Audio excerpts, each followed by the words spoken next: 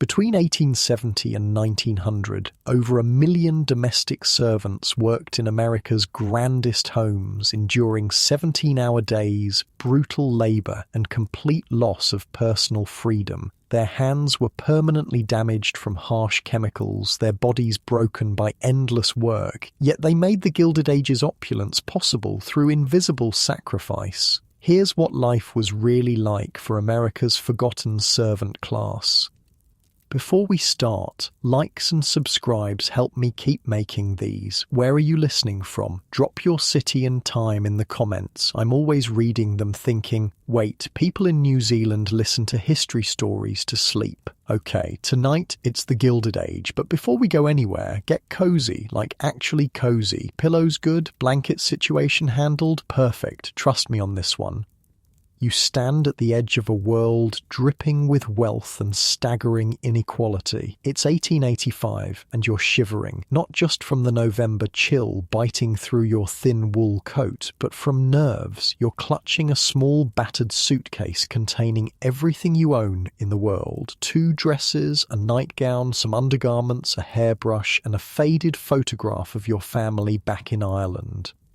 The mansion looms above you, 5 stories of imposing limestone and countless windows, each one like a judging eye. This is the Henderson family home, one of New York's finest addresses, and you, Mary Callahan, age 16, are about to become its newest and lowest-ranking servant.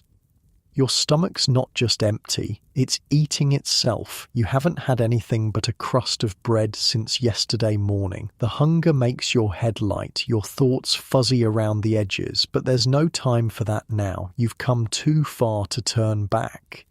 You take a deep breath and approach the service entrance. Not the grand front doors with their gleaming brass fixtures, but a narrow, unassuming door tucked away on the side of the house. Your potential salvation and prison all in one. Wait, so this isn't the main entrance? You might be thinking. No, it absolutely is not, and you'd better get used to that right now. The service entrance might as well be in another dimension compared to the front door. You'll learn that immediately. Servants and family members exist in parallel universes that overlap physically but never, ever socially. You raise your hand to knock, but before you can, the door swings open. A woman stands there, her face stern as a winter morning, her black dress impeccably pressed, a ring of keys hanging at her waist. This is Mrs. Wallace, the housekeeper, though you don't know that yet. She looks you up and down, her gaze calculating, assessing, almost surgical in its precision. Mary Callahan? She asks, her voice crisp as autumn leaves. Yes, ma'am, you respond, trying to keep the tremor from your voice. You're late, she says, though you're not. You're exactly on time, but you'll quickly learn that in service, on time is already late. Come in then, and wipe your feet thoroughly. I won't have you tracking dirt into my house, not the Hendersons' house. Hers. That's your first lesson about Mrs. Wallace. In her mind, she doesn't work for the house works for her, and so will you. The smell hits you first as you step inside. Beeswax and lemon oil from endless polishing, the faint lingering scent of yesterday's roast, and something else, something distinctly human, the close quarters of many bodies living together, working together, sweating together. It's not unpleasant, just concentrated humanity. The narrow service corridor is dim compared to the bright autumn day outside, and it takes your eyes a moment to adjust. The walls are bare, practical. No fancy wallpaper here, no decorative mouldings, just plain painted walls and a simple wooden floor worn smooth by countless servant footsteps. You'll be a scullery maid, Mrs. Wallace says, already walking briskly ahead, expecting you to follow. Lowest position for females in the household. You'll report to Mrs. Collins, the cook. Your duties include washing dishes, scrubbing pots, cleaning the kitchen, peeling vegetables, hauling coal, and whatever else is required of you.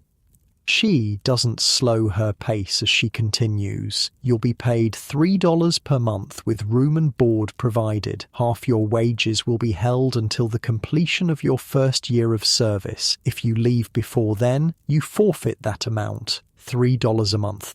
To put that in perspective, the dress Mrs. Henderson will wear to dinner tonight cost $200, and people wonder why I'm still angry about wealth inequality. Your half-day off is Thursday afternoons from 2 o'clock until 9 in the evening, provided all your work is complete. You are expected to attend church on Sundays. The family is Episcopalian. I assume you're Catholic? Yes, ma'am, you say. She sighs. There's a Catholic church 6 blocks away. You may attend early mass provided you're back in time to help with breakfast. You're led through a maze of back corridors and up a narrow staircase. The servants' stairs, built specifically so the family and their guests never have to witness the mechanics of their luxury. These stairs are steep and cramped, nothing like the grand central staircase you glimpsed through an open door. Up and up you climb, past the family's floors, past the main bedrooms, up to the very top of the house, the attic. Mrs. Wallace pushes open a door, revealing a small spare room with slanted ceilings following the roofline. There are 3 narrow beds crammed into the space, each with a small trunk at its foot. "This is where you'll sleep," she says. "You'll share with Annie and Catherine, the other scullery maids. That's your bed there." She points to the one directly under the small window. The mattress is thin, the blanket rough wool, but it's a bed and it's yours, and after weeks of uncertainty following your arrival in America, that means something. The house rises at 5. You'll be expected in the kitchen at 5:30 to help light the fires and begin breakfast preparations. Uniform is provided. She gestures to a folded stack on your bed. Black dress, white aprons, white caps. You're to keep it clean and pressed. Any questions? You have 1,000 questions, but you shake your head. Good. Change into your uniform and report to the kitchen. Mrs. Collins will be expecting you. And with that, she's gone, leaving you alone in a strange room, in a strange house, about to begin a strange new life. Let me tell you something. That uniform, it's not just clothes, it's the physical manifestation of your new identity. The moment you put it on, you stop being just Mary Callahan. You become the scullery maid. And trust me, it feels different. The fabric is rough cotton, scratchy against your skin. The dress is black, the universal servant colour that shows the least dirt, even though it shows every speck of dust. The apron is starched so stiffly it could probably stand up on its own. And the cap, that seemingly innocent little white cap, it's actually the ultimate symbol of servitude. It marks you, brands you. It's the difference between being a person and being a function. You change quickly, your fingers fumbling with unfamiliar buttons and ties. The uniform doesn't quite fit. It's a bit large, clearly made to be worn by different girls of different sizes as they cycle through the position. You'll learn to take it in yourself later. Servants have to be handy with a needle. Your normal clothes go into the small trunk at the foot of your bed. You catch a glimpse of yourself in a small spotted mirror hanging on the wall. You hardly recognise yourself. The girl from County Cork is gone, replaced by an anonymous figure in black and white. Now, while you're getting used to this bizarre new reality, let me paint you a picture of what you've just walked into. Because the America of 1885 isn't just different from your world. It's an entirely separate universe. This is the height of what we call the Gilded Age, named by Mark Twain to describe something that appears golden and glittering on the surface, but is actually made of cheaper material underneath. It's the perfect metaphor for this period of American history. The Civil War has been over for 20 years, and the country's industrial capacity has exploded. Railroads crisscross the nation, steel production is booming, oil has been discovered in Pennsylvania, and all of this industrialization is creating wealth on a scale never before seen. But here's the thing. This wealth isn't being distributed evenly, not even close. The richest 1% of Americans control about 25% of the total wealth, and the top 10%, they've got about 75% of everything. Sound familiar? Massive fortunes are being built by men whose names you'd still recognize today. Rockefeller, Carnegie, Vanderbilt, Morgan, these are the titans who are reshaping America for better and worse. Meanwhile, the average industrial worker makes about $500 a year, working 60 hours a week in often dangerous conditions. There's no social safety net, no worker protections, no minimum wage, no child labour laws, and servants like you're making a fraction of even that. You're $36 per year. Before the half they withhold is equivalent to about $1,000 in today's money, for what will amount to at least 80 hours of work per week. That's about 24 cents per hour in today's money. But here's the weird thing. Domestic service is actually considered one of the better jobs available to women in 1885. The alternatives are factory work, even lower pay, more dangerous conditions, agricultural labour, backbreaking, seasonal, or, well, the oldest profession. At least as a servant, you have food, shelter, and a degree of respectability. It's a devil's bargain, but it's one that millions of women like you are making. You take a deep breath and head downstairs to find the kitchen. The house is a labyrinth, but you follow the smell of baking bread and the sound of clattering pots. The kitchen, when you find it, is a hive of activity. It's hot, almost unbearably so, from the massive coal range that dominates one wall. The air is thick with steam and the mingled aromas of roasting meat, simmering stocks, and fresh herbs. At the centre of this controlled chaos stands Mrs. Collins, the cook. She's a formidable woman, not just in authority, but in physical presence. Her face is flushed from the heat, her arms solid muscle from years of wrestling heavy pots and pounding dough. "You the new girl then?" she asks when she spots you hovering uncertainly in the doorway. "Yes, ma'am, Mary Callahan." She looks you up and down, much as Mrs. Wallace did, but her assessment is different. She's not checking your deportment, she's gauging your strength, your potential usefulness.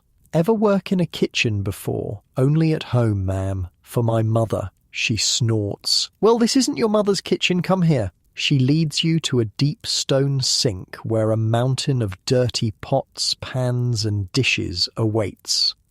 "This is yours," she says, gesturing to the sink. "You'll wash everything. The water pump is there. Hot water comes from the copper boiler next to the range. Soap is here, lye for the tough bits, scrub brush, rags, towels for drying." It looks simple enough, but as you'll soon discover, washing dishes for a household of this size is no small task. Each meal generates dozens of dishes, and in a house like this, there are many meals: breakfast, lunch, tea, dinner, and often late-night snacks for the family or their guests. "When you're done with these, come find me," Mrs. Collins says. "There are vegetables to be peeled for tonight's dinner." And so begins your first day as a scullery maid in one of New York's grand homes. Your hands plunge into hot, soapy water, the first of countless thousands of times they'll make this journey. The water is scalding, your skin turns pink almost immediately. But you don't complain, you can't complain, this is your job now. The pots are heavy, awkward to manoeuvre in the sink, cast iron skillets encrusted with burned-on food, copper pans that need special care to maintain their shine, silver-plated serving dishes that must be handled carefully to avoid dents or scratches. Your back begins to ache from leaning over the sink. Your fingers prune and then start to crack from the harsh lye soap. Wait, did I just say lye soap? Yes, actual lye, as in sodium hydroxide, as in the stuff that can literally dissolve a body. You're plunging your bare hands into it multiple times a day, and there are no rubber gloves in 1885, by the way, just your skin versus industrial-strength caustic chemicals. Fun times. "You're too slow," comes a voice beside you. You turn to see another girl in the same uniform as yours, perhaps a year or two older. "I'm Catherine. You must be the new girl." "Mary," you say, wincing as the soap finds a small cut on your finger. "You need to be faster," Catherine says, not unkindly. "Mrs. Collins won't like it if you're still washing breakfast dishes when it's time to start lunch. Here, let me show you." She demonstrates a more efficient method, stacking similar items, tackling the greasiest pots first while the water is hottest and cleanest, using the right amount of soap and lye. "Your hands will toughen up," she says, noticing your discomfort. "Mine used to bleed every day when I first started. Now look." She holds up her hands and you're shocked at the transformation. They're red, chapped, the skin thickened and calloused, the nails short and broken. These are not a young woman's hands anymore. They're work tools, adapted to their function. You're looking at your future and it's written in cracked skin and broken nails. "How long have you been here?" you ask. 2 years, Catherine says. "Started when I was 14. And do you like it?" The question feels naive, even as you ask it. Catherine gives you a look that's equal parts pity and amusement. "Like doesn't enter into it," she says. "It's a job, better than the factory. My sister works at the textile mill downtown, lost 2 fingers last year when her hand got caught in a loom. That puts things in perspective." "The food's good here," Catherine continues. "Mrs. Collins is fair, even if she shouts sometimes. Mrs. Wallace is strict but not cruel. And the Hendersons?" She shrugs. "They're rich people. They barely notice we exist, which is better than the ones who notice for the wrong reasons, if you take my meaning."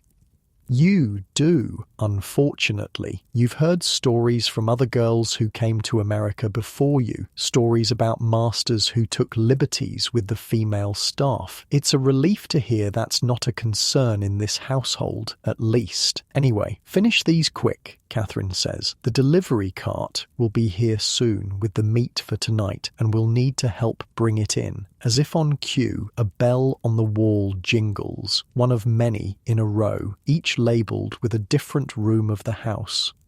"That's the front door," Catherine says. "Annie will get it." Another girl, presumably Annie, hurries past, straightening her apron as she goes. She's small, maybe 17, with a pinched face and quick, nervous movements.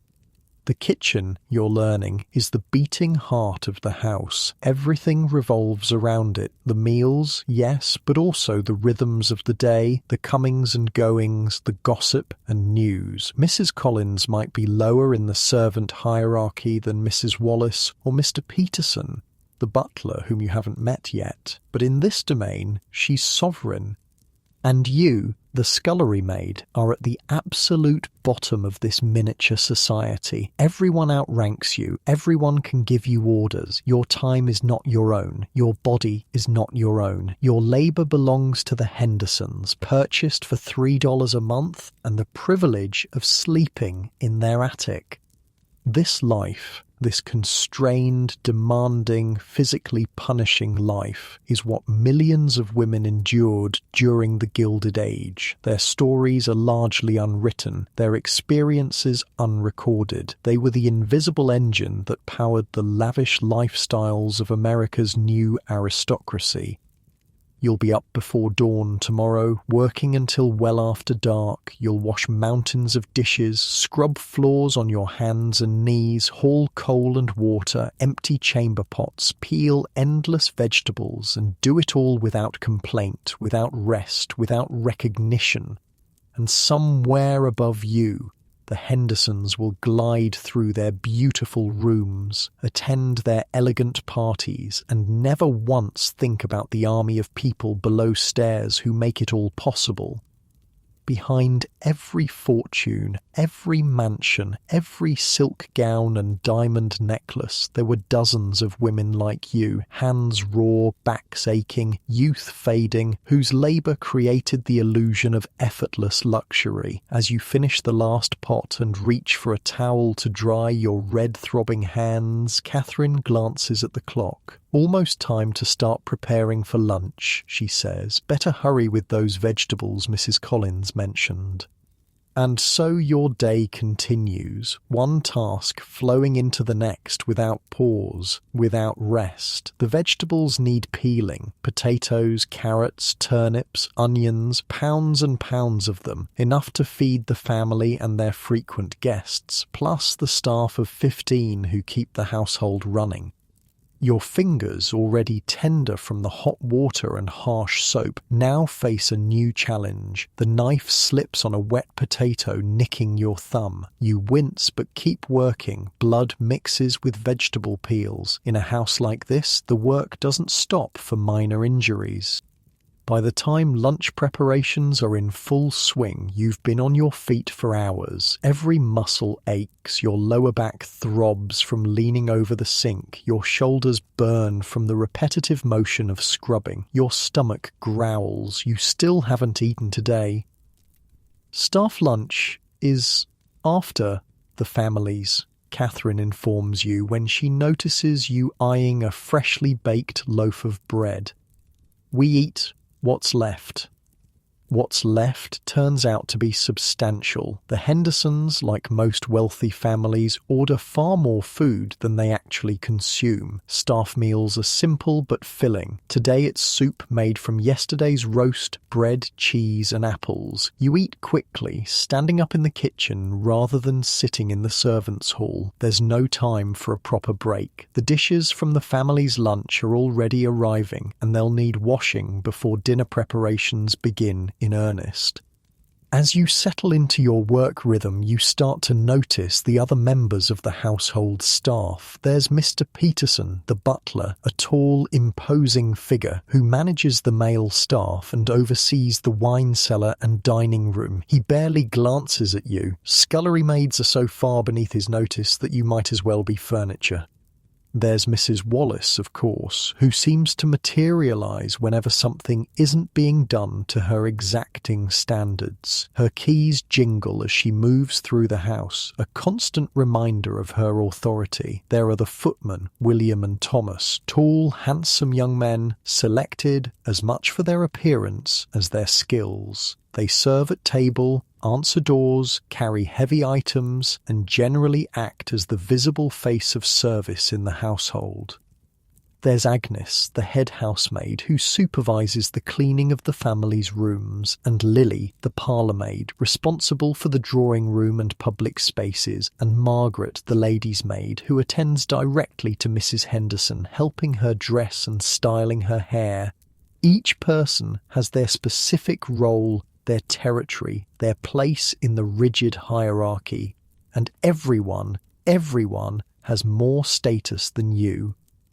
The afternoon passes in a blur of tasks. The kitchen grows hotter as dinner preparations begin in earnest. Mrs. Collins orchestrates a complex dance of roasting, boiling, baking, and sauce-making. You're called upon to fetch ingredients, stir pots, mind the fire in the range, all while continuing to wash the endless stream of dishes, pots, and utensils that cooking generates. The bell wall springs to life as the family moves through their day, each chime summoning a different servant to a different room. The front door bell for visitors, the drawing room bell for tea, the master's study bell for correspondence. The bells never stop, and neither does the work. By 6 o'clock, your feet are swollen in your ill-fitting shoes, your back spasms periodically from being hunched over for so long, your hands are raw, red patches where the skin has started to crack and peel from constant exposure to hot water and lye. But dinner service is beginning, and this is the most important meal of the day in a house like this. The Hendersons are entertaining guests, another wealthy family and a business associate of Mr. Henderson's. The dining room has been prepared, the silver polish, the crystal gleaming, the damask tablecloth perfectly pressed. You catch a glimpse of the room as you help carry some of the prepared dishes to the butler's pantry, where Mr. Peterson will oversee their final presentation. The sight nearly stops you in your tracks. The dining room is a cathedral to wealth. A massive table dominates the space, set with fine china, sterling silver, and crystal that catches the light from the chandelier above. Fresh flowers in silver vases run down the centre of the table. The chairs, upholstered in rich burgundy silk, await the family and their guests. It's another world, a world you serve but will never be part of. Dinner in a house like this isn't just a meal, it's a performance. Course after course emerges from the kitchen: oysters, soup, fish, roast, game, salad, cheese, dessert, fruit, each requiring its own dishes, its own serving pieces, its own choreography of service. And every single item used, every fork, knife, spoon, plate, glass, serving dish will eventually make its way to your sink. As the family dines in splendour, the kitchen reaches a fever pitch of activity. Mrs. Collins shouts orders, sauces are finished, garnishes applied, plates wiped clean of any errant drops or smudges. The footmen come and go, carrying full platters up and empty ones back down.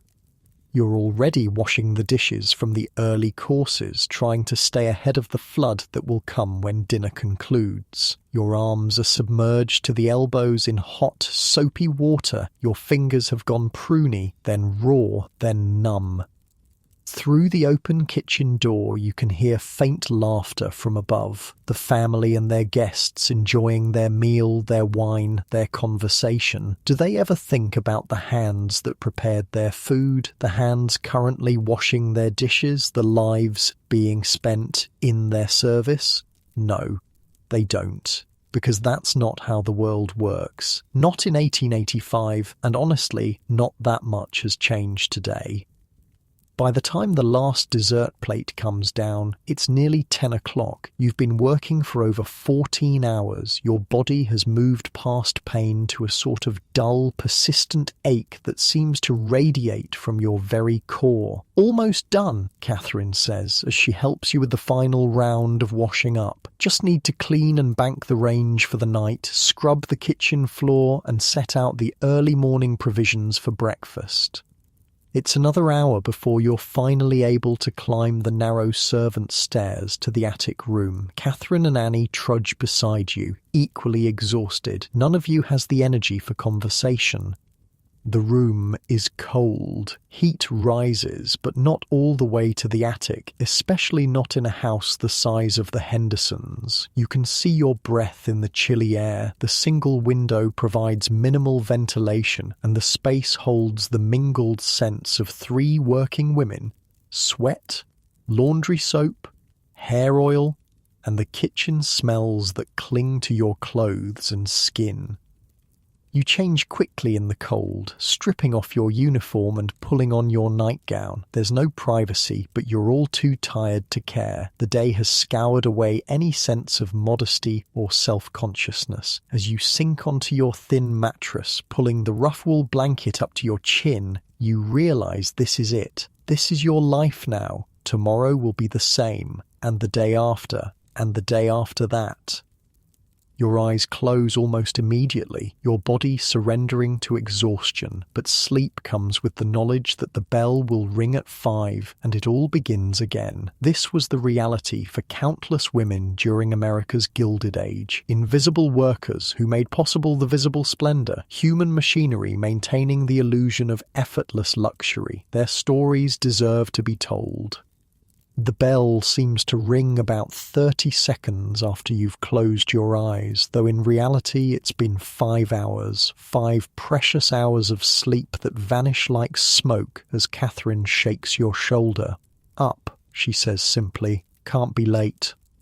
Your body protests with every movement. Muscles you didn't know you had are screaming from yesterday's labor. Your hands throb. The cuts and cracks have stiffened overnight, and fresh pain blooms as you flex your fingers. But there's no time to coddle yourself, no time to ease into the day.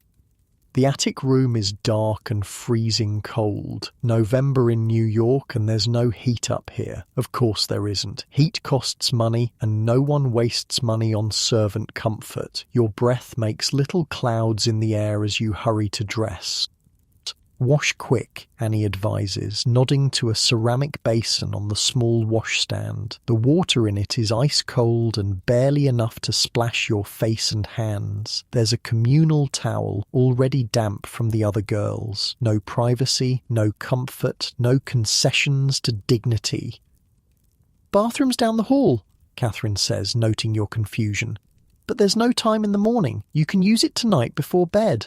"Maybe." Maybe, because even basic bodily functions are subject to the demands of the household schedule. The three of you dress quickly in the dark, fumbling with buttons and ties. There's a rhythm to it, a practiced efficiency that you lack but will soon develop. No one speaks much. Morning comes too early for conversation. You follow the others down the narrow servant stairs, your hand trailing along the wall for guidance in the dim light. The house is quiet at this hour. The family won't rise for several more hours, but the service areas are already coming to life. The kitchen, when you reach it, is cold and dark. The great range that dominated the space yesterday is now a slumbering beast that needs awakening. This, you quickly learn, is your first task of the day. "Coal," Catherine says, pointing to a scuttle. "Fill it from the bin in the back, then lay the fire. Mrs. Collins will be down soon, and she'll want the range hot." The coal bin is in a small courtyard behind the kitchen. You step outside into the pre-dawn darkness, the cold hitting you like a physical blow. The city is quiet at this hour. No carriages on the streets yet, no vendors calling their wares, just the distant sound of factory whistles calling the earliest shift workers. The coal is heavy, the scuttle awkward to manage. You fill it as full as you can lift, then stagger back inside. Your arms strain with the weight. Coal dust smudges your clean uniform, works its way under your fingernails, into the cracks in your skin. It burns. Laying the fire in the range is an art you don't yet possess. The kindling goes on top of crumpled newspaper, the coal arranged to allow for airflow. Your first attempt fails. The paper burns, but the coal doesn't catch. "Not enough kindling," comes a voice from the doorway. Mrs. Collins has arrived, her face a mask of early morning irritation. Start again, and be quick about it. You rebuild the fire, adding more kindling this time, arranging the coal more carefully. Your hands shake slightly, not just from the cold, but from the awareness that you're being watched, judged. When the fire finally catches, the relief is palpable. "Now, the copper," Mrs. Collins says, nodding to a large boiler attached to the side of the range. "We'll need hot water for breakfast preparations." You fill the copper from the pump, another heavy, awkward task, then turn your attention to the rest of the kitchen. There are lamps to be lit, surfaces to be wiped down, yesterday's ashes to be removed from the range. By the time the first pale light of dawn filters through the kitchen windows, you've been working for an hour and breakfast preparations are in full swing. The kitchen has transformed from a cold, dark cave to a hive of bustling activity. Mrs. Collins kneads bread dough with practiced movements, her strong arms working the mass into submission. Catherine chops ham for the family's breakfast, the knife moving at a speed that makes you nervous. Annie sets up the coffee service, measuring beans into the grinder. And you? You're peeling potatoes for hash, your fingers clumsy with cold and fatigue. The knife slips again, nicking your already damaged hand. You wince but keep working. Blood mingles with potato starch. Yesterday's lesson already learned. The work doesn't stop for minor injuries. "Faster," Mrs. Collins says, glancing at your slow progress. The family breaks their fast at 8, and we've still got eggs, muffins, and porridge to prepare.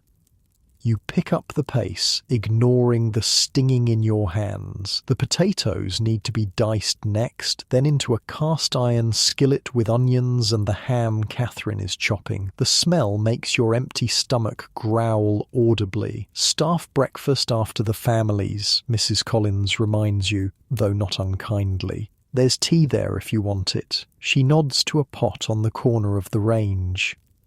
The tea is strong, bitter and scalding hot. It burns your tongue but sends a wave of blessed warmth through your tired body. You drink it gratefully, not even minding the absence of milk or sugar.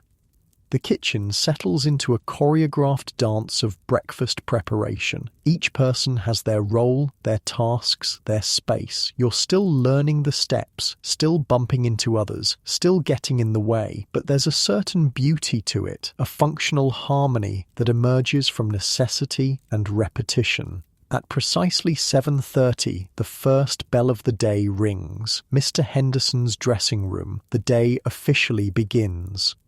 "That'll be Mr. Peterson," Mrs. Collins says, nodding to the bell. He takes the master his morning tea. As if summoned by his name, the butler appears in the kitchen doorway. Mr. Peterson is tall, his posture perfect, his expression perpetually solemn. His black suit is immaculate, his white shirt starched within an inch of its life. He's the very picture of dignity in service.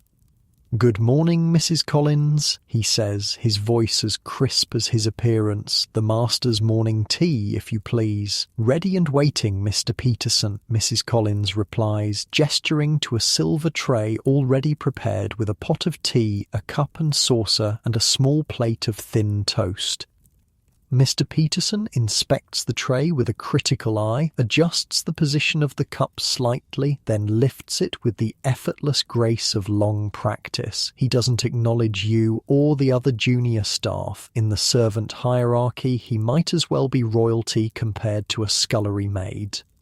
After he leaves, the pace in the kitchen accelerates. More bells begin to ring as the family wakes. Maids hurry up and down the stairs, carrying hot water for washing, removing chamber pots. Yes, that's your job too, emptying the family's night soil, preparing rooms for the day. The breakfast dishes emerge from the pantry, fine bone china, delicate cups, silver serving pieces. Everything must be perfect, everything must be hot, everything must be ready exactly on time. At 8 o'clock, the family sits down to breakfast in the morning room, a light-filled space designed specifically for this meal. You get a glimpse of it as you help carry dishes up from the kitchen. Pale yellow walls, white mouldings, a table set with fresh flowers and gleaming silver. You also get your first look at the Hendersons themselves. Mr. James Henderson is in his 50s, a solidly built man with mutton chop whiskers and the confident bearing of someone who has never questioned his place in the world. He made his fortune in railways and banking, expanding the modest business he inherited from his father into a small empire. Mrs. Eleanor Henderson is perhaps 10 years younger than her husband, still beautiful in a carefully maintained way. Her morning dress is simpler than her evening attire, but still costs more than you'll make in a year. Her hair is already perfectly arranged, courtesy of Margaret, her lady's maid. Their children are present as well. Miss Louise, 19 and preparing for her second season in society, and Master William, 17 and home from boarding school for a short visit.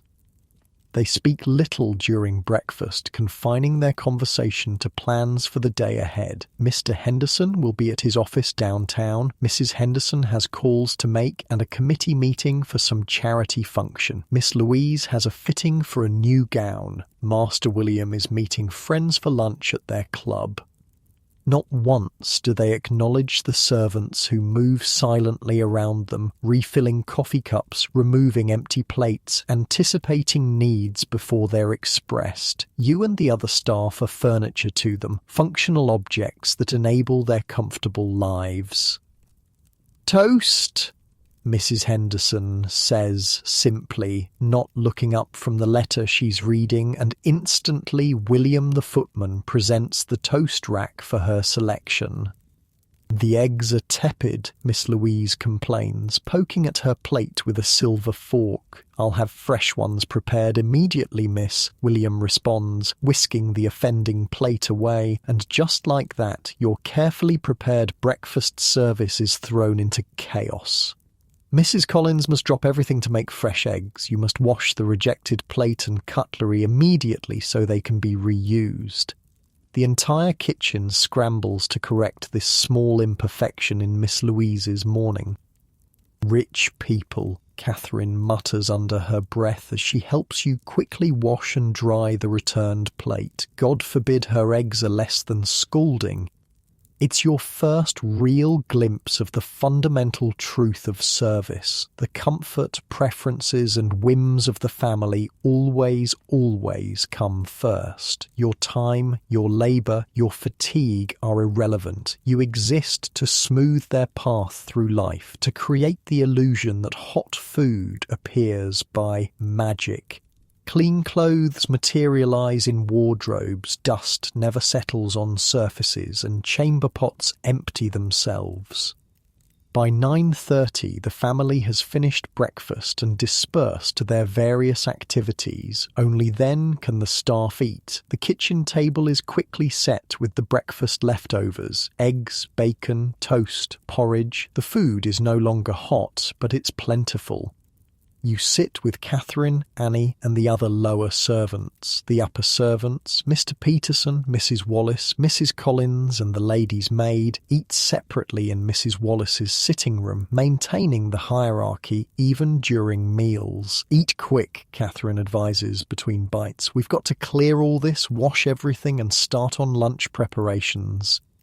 You're starving after hours of work on just a cup of tea, and the food disappears rapidly. It's your first proper meal since arriving, and despite the simplicity, it tastes wonderful. You hadn't realised how hollow with hunger you felt until now, but Catherine is right. There's no time to linger. The breakfast dishes are waiting and the cycle begins again. Wash, dry, put away, clear, clean, prepare. The rhythm of the household continues its relentless forward motion.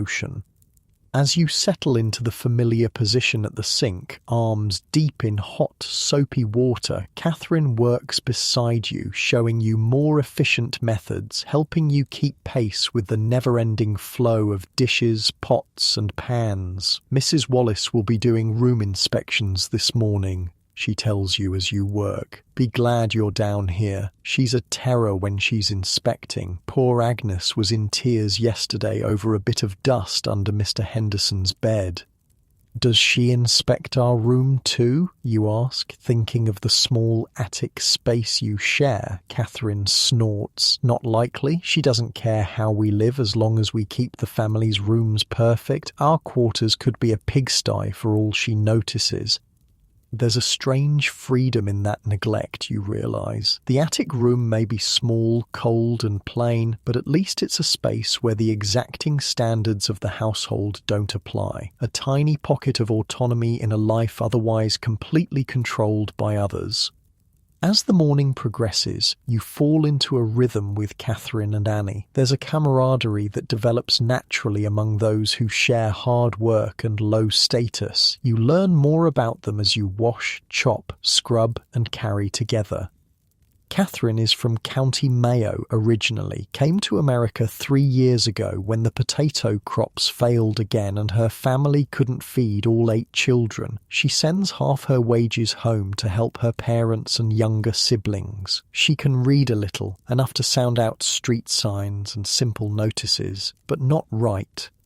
Annie is American-born, the daughter of German immigrants. Her father was killed in a factory accident 2 years ago. Her mother works as a washerwoman. Annie's wages help support her 3 younger siblings. She's desperately afraid of losing her position, jumps at every bell, flinches when Mrs. Wallace or Mrs. Collins raises their voice. "What about you?" Catherine asks as you scrub a particularly stubborn pot. "What brought you here?"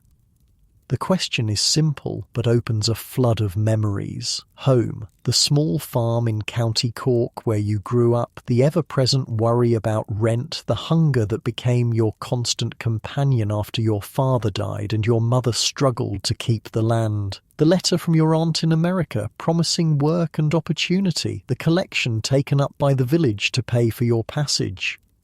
The terrifying journey across the Atlantic in steerage class, packed in with hundreds of other desperate souls seeking a better life, the bewildering chaos of Castle Garden Immigration Depot, the relief of finding the Hendersons' address and securing a position. Same as everyone, you say simply, looking for something better. Catherine nods. She understands without needing the details. Your story is her story, is Annie's story, is the story of millions who came to America hoping to escape poverty and find opportunity. Mrs. Wallace says you're to help with the laundry this afternoon. Annie tells you as lunch preparations begin. The washerwomen come on Mondays, but there's always extra to be done. Laundry. Another back-breaking task in a house of this size. Sheets, tablecloths, napkins, clothing, mountains of fabric that need sorting, soaking, scrubbing, rinsing, wringing, hanging, ironing, all done by hand with lye soap, boiling water and raw muscle power. Better than chamber pots, Catherine says with a grim smile. That's tomorrow's joy for you. Before you can contemplate that particular pleasure, Mrs. Collins calls you over to help with lunch. The Hendersons take a lighter midday meal, cold meats, salad, soup, bread, but it still requires careful preparation and presentation. You're tasked with washing lettuce leaves one by one, inspecting each for dirt or insects, then patting them dry with a clean cloth. It's tedious, time-consuming work, but a break from the constant dishwashing. Your hands are grateful for the respite, though the cold water stings the cuts and cracks.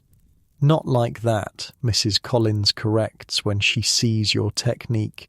Gently. If you bruise the leaves, they'll brown faster. The family doesn't eat brown lettuce.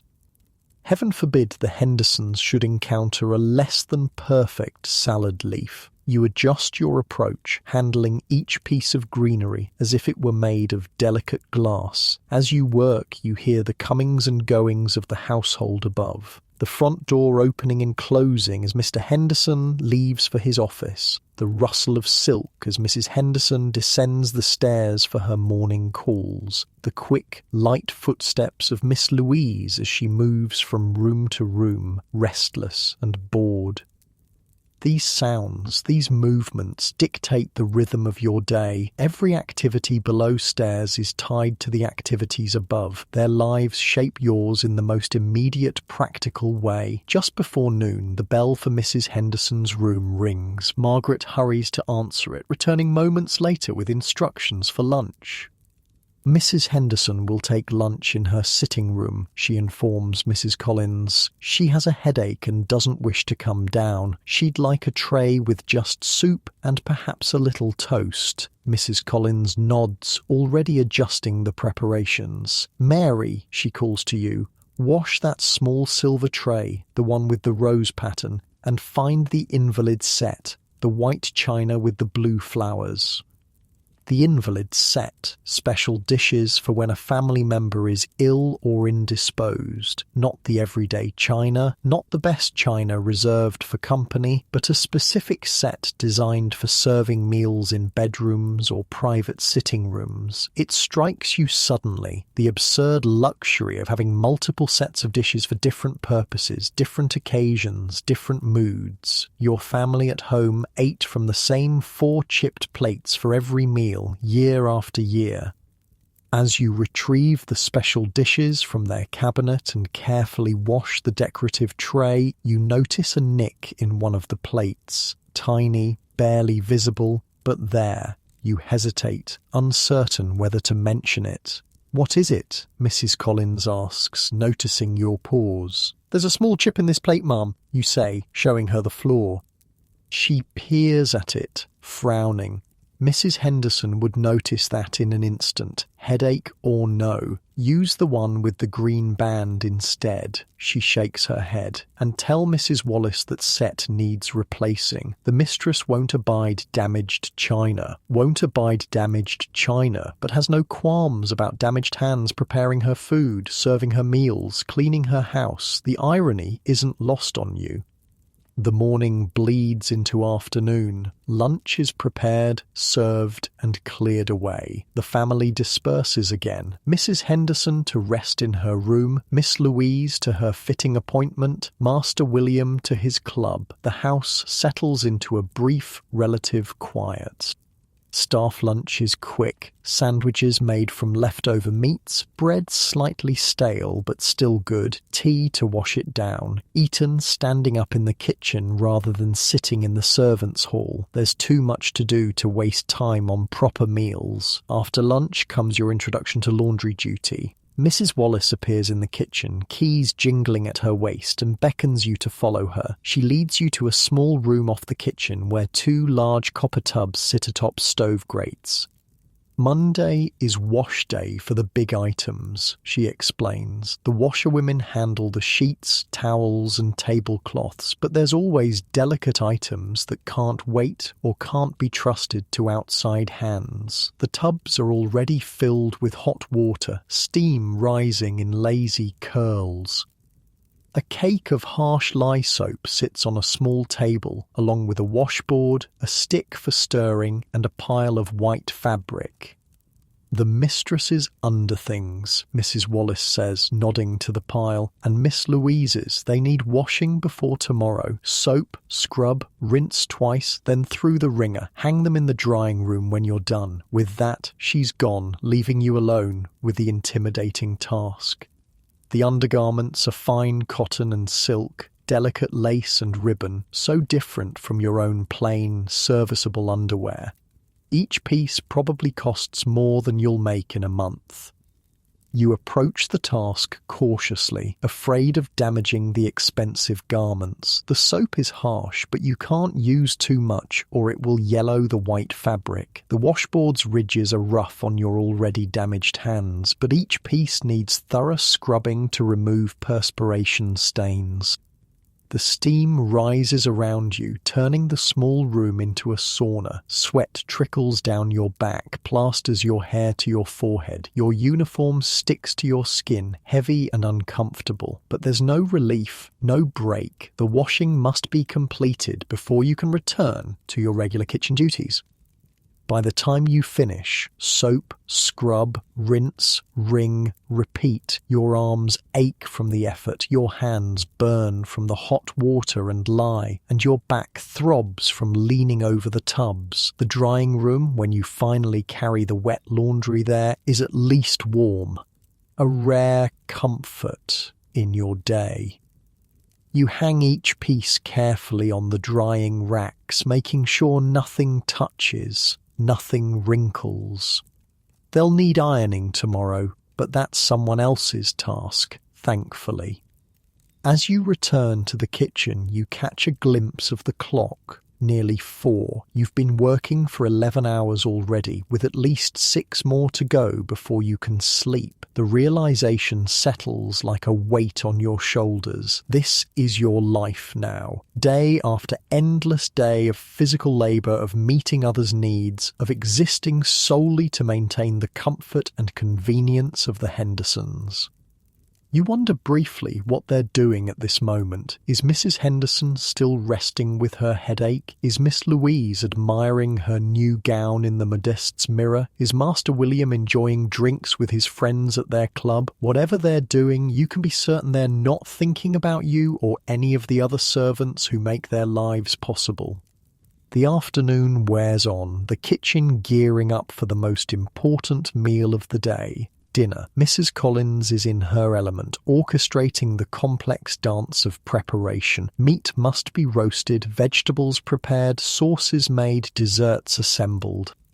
You're back at your station by the sink, washing the utensils and bowls used in the preparations, staying ahead of the demand for clean equipment. Your body operates on automatic now, too tired to register new pain, simply accepting the continued demands placed upon it. Mr. and Mrs. Raymond are joining the family for dinner, Catherine informs you as she chops carrots nearby. That means the second best china and the silver fish forks. More dishes, more specialised cutlery, more work. You nod, too tired for more of a response. The Raymonds are always critical of the food, she continues. Mrs. Collins is in a state about it. Expect a long evening, as if the day hasn't been long enough already. You suppress a sigh and keep washing, your hands moving mechanically through the familiar motions.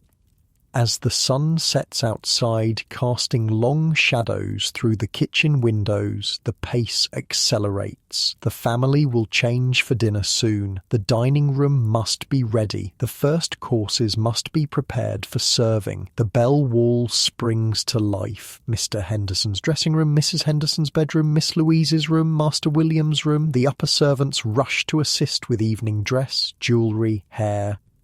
And below, in the kitchen, the real work continues. The invisible labour that makes the visible splendour possible. The hands in hot water, the backs bent over stoves, the feet aching on hard floors. This is the reality of service in the Gilded Age. An army of people like you, their youth and health sacrificed to maintain the illusion of effortless luxury for families like the Hendersons. Their comfort built on your discomfort, their leisure purchased with your labour. As dinner preparations reach their climax, Mrs. Collins suddenly turns to you. Mary, fetch more butter from the cold box, quickly now. You hurry to obey, your tired feet carrying you to the small room off the kitchen where perishables are kept cool with blocks of ice. The cold box is a large wooden cabinet with ice compartments and shelves for food storage. You're reaching for the butter when you hear a crash behind you, followed by Mrs. Collins's cry of dismay. Rushing back, you find a disaster. A large copper pot of sauce has slipped, spilling its contents across the kitchen floor and splashing several nearby surfaces. "Don't just stand there," Mrs. Collins shouts, her face flushed with panic. "Get the mop quickly." The kitchen erupts into frantic activity. Catherine grabs cloths to contain the spill. Annie rushes to prepare a replacement sauce. Mrs. Collins stirs another pot to prevent it from burning while issuing a stream of instructions. And you're on your hands and knees, sopping up expensive sauce with rags, then scrubbing the floor to remove every trace. The family must never know there was a mishap. The dinner service must proceed flawlessly despite the chaos below stairs. It's a perfect metaphor for service itself, crisis and recovery happening out of sight, ensuring that the surface visible to the family remains pristine and undisturbed. As you scrub frantically at a splash of sauce that's reached the base of the range, you catch Catherine's eye. She gives you a quick, tired smile of solidarity. This shared moment of crisis has made you one of them, fully inducted into the hidden world of service. The first dinner bell rings, signalling that the family and their guests are seated in the dining room. Despite the kitchen disaster, despite the frantic recovery, the meal will begin on time, the courses will arrive hot and perfectly presented, and the Hendersons will never know how close their dinner came to ruin. This is the true skill of service, not just the physical labour, but the creation and maintenance of an illusion. The illusion that wealth and comfort happen effortlessly, that fine meals appear by magic, that houses clean themselves, that clothes wash and mend themselves, and it's all made possible by people like you, people whose stories rarely get told. Dinner service is a marathon, not a sprint. As the family and their guests settle into the dining room, you and the other servants below stairs launch into a carefully choreographed dance that will last for the next 3 hours. Each course, and there are 8 of them tonight, requires its own dishes, its own serving pieces, its own garnishes and accompaniments, and each item, once used, makes its way back down to the kitchen to your waiting hands at the sink. "Keep up," Catherine urges as the first wave of dishes returns. Soup bowls and spoons, still half full in some cases because God forbid a wealthy person finish what's on their plate. They'll be sending down the fish course soon. Your hands, already raw and cracked, plunge back into the hot soapy water. The pain is immediate, sharp, but there's no time to nurse your wounds. The dishes must be washed, dried and put away immediately. The sink must be clear for the next course's aftermath. Above you, in the dining room, the conversation flows as smoothly as the wine. Mr. Henderson discusses business prospects with Mr. Raymond. Mrs. Henderson and Mrs. Raymond exchange society gossip. Miss Louise flirts delicately with the Raymond's son, a Yale student home for the weekend. Footmen move silently around the table, serving, clearing, anticipating needs. And below, you wash and wash and wash. By the time the dessert plates come down, your back is screaming from being hunched over the sink for so long. Your feet throb in your ill-fitting shoes. Your hands have gone from painful to numb, which is almost a blessing. "Almost done," Catherine says, helping you with the final wave of crystal and silver. "Just the coffee service left, and that's not so bad."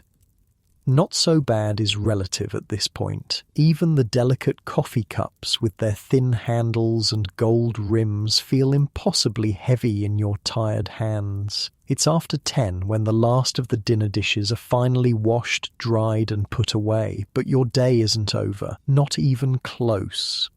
"Now we clean the kitchen," Mrs. Collins announces, surveying the battlefield that her domain has become.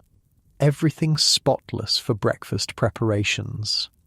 Cleaning the kitchen after a full day of cooking is its own special hell. Every surface is splattered with grease or sauce, flour dusts the work tables, vegetable peelings cling to the floor despite your best efforts to keep up during the day. You're assigned to the range, the massive, still hot iron beast that dominates the kitchen. It needs to be cleaned of food spills, ashes removed from the firebox, the surface blackened with special polish to prevent rust. It's filthy, physical work, and the range is still hot enough to burn your skin if you're not careful.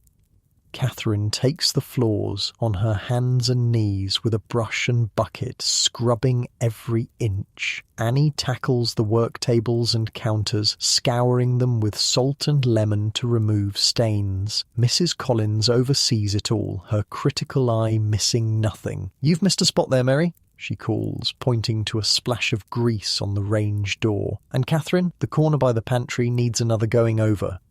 It's nearly midnight before the kitchen finally meets her standards. By then, you're swaying on your feet, fatigue having moved beyond simple tiredness to a bone-deep exhaustion that makes even standing an effort. "Bath night for the kitchen staff," Mrs. Collins says, as you put away the last of the cleaning supplies. "You 3 can go first. Don't take too long. The others are waiting their turn."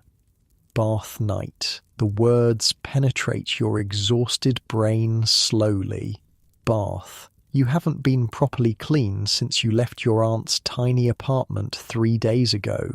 "Once a week," Catherine explains as she leads you and Annie to a small room off the kitchen courtyard. Household staff bathe on Tuesdays, kitchen staff on Mondays, men on Wednesdays. The bath is a large copper tub set before a small stove that heats water in a copper boiler. The room is warm, steamy, and smells of lye soap and damp. "We share the water," Annie says, already unbuttoning her uniform. "First come, cleanest bath." Wait, what? That's right, you take turns in the same bath water, a practice that's as economical as it is unsanitary. Hot water requires fuel to heat, and fuel costs money. No household, no matter how wealthy, wastes money on multiple bathtubs of hot water for servants. Since you're new, you're offered the chance to go first. A small kindness from Catherine and Annie that you accept gratefully. You strip off your grimy uniform, suddenly self-conscious despite your fatigue. The other girls politely turn away, giving you what privacy they can in the small space. The water is gloriously hot, a blessed relief for your aching muscles. You sink into it with a sigh that's almost indecent in its pleasure. For a few precious minutes, you allow yourself to simply feel the heat seeping into your tired body, soothing the worst of the day's aches. But you can't linger. Others are waiting, and tomorrow comes early. You scrub quickly with the harsh lye soap, the same soap used for laundry and dishes, because why would servants need anything gentler, washing away the coal dust, food stains, and sweat of your first full day? Your hair gets the same treatment, a quick wash with lye soap that gets it clean but leaves it feeling like straw. There are no luxuries here, no scented oils, no soft towels, no lotions for your damaged hands, just basic cleanliness, achieved as efficiently as possible. All too soon, you're out of the tub, drying off with a rough towel while Catherine takes her turn. The water is already cloudy with the day's grime, but she doesn't complain. This is the system, and you all work within it. Clean, exhausted, but feeling marginally more human, you make your way up the servants' stairs to the attic room. The house is quiet now, the family and their guests having retired for the night. The gas lamps have been turned down, leaving the corridors in shadow. In the attic, you change into your nightgown by the dim light of a single candle. The air is freezing. November in New York, and heat still doesn't rise this far. You can see your breath as you quickly shed your underclothes and pull the nightgown over your head. First days the worst, Catherine says as she returns from her bath, her hair damp and already beginning to freeze in the cold air. It gets, well, not easier, but you get used to it.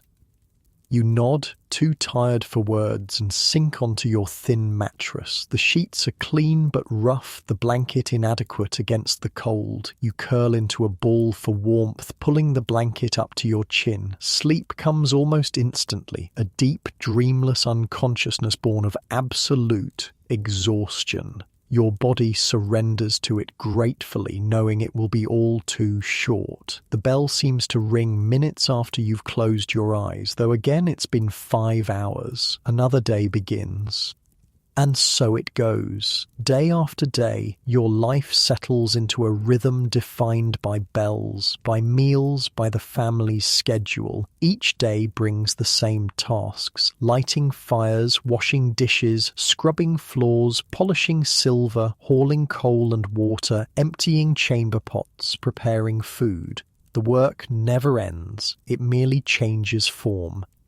Your body adapts, as bodies do when pushed to their limits repeatedly. The constant pain in your hands dulls to a persistent ache. Your back grows stronger, better able to support hours of leaning over sinks and stoves. Your feet toughen in your ill-fitting shoes.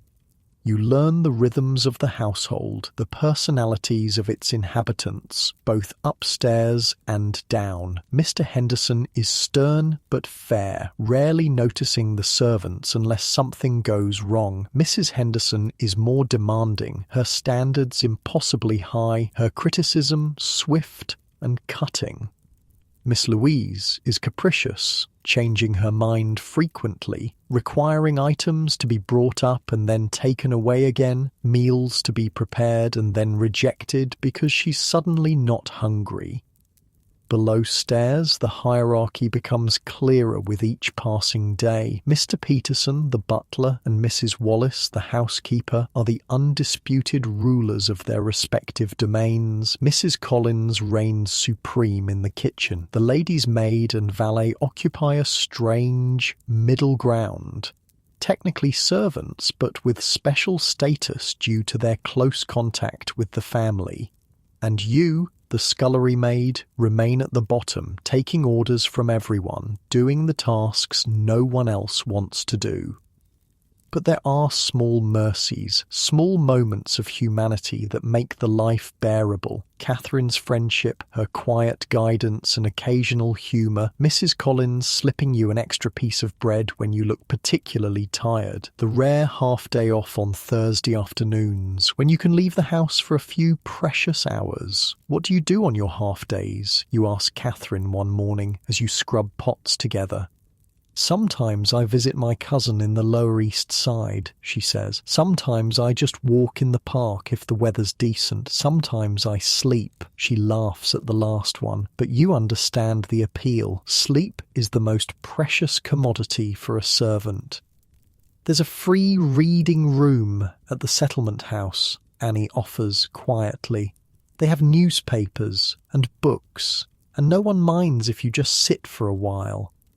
Just sitting, such a simple luxury, yet one you're rarely afforded during your working hours. And sometimes, Catherine adds with a conspiratorial grin, we go to the penny gaff. At your confused look, she explains, cheap entertainment, music, comedy, a bit of dancing, nothing too wild, but a sight better than staring at these four walls.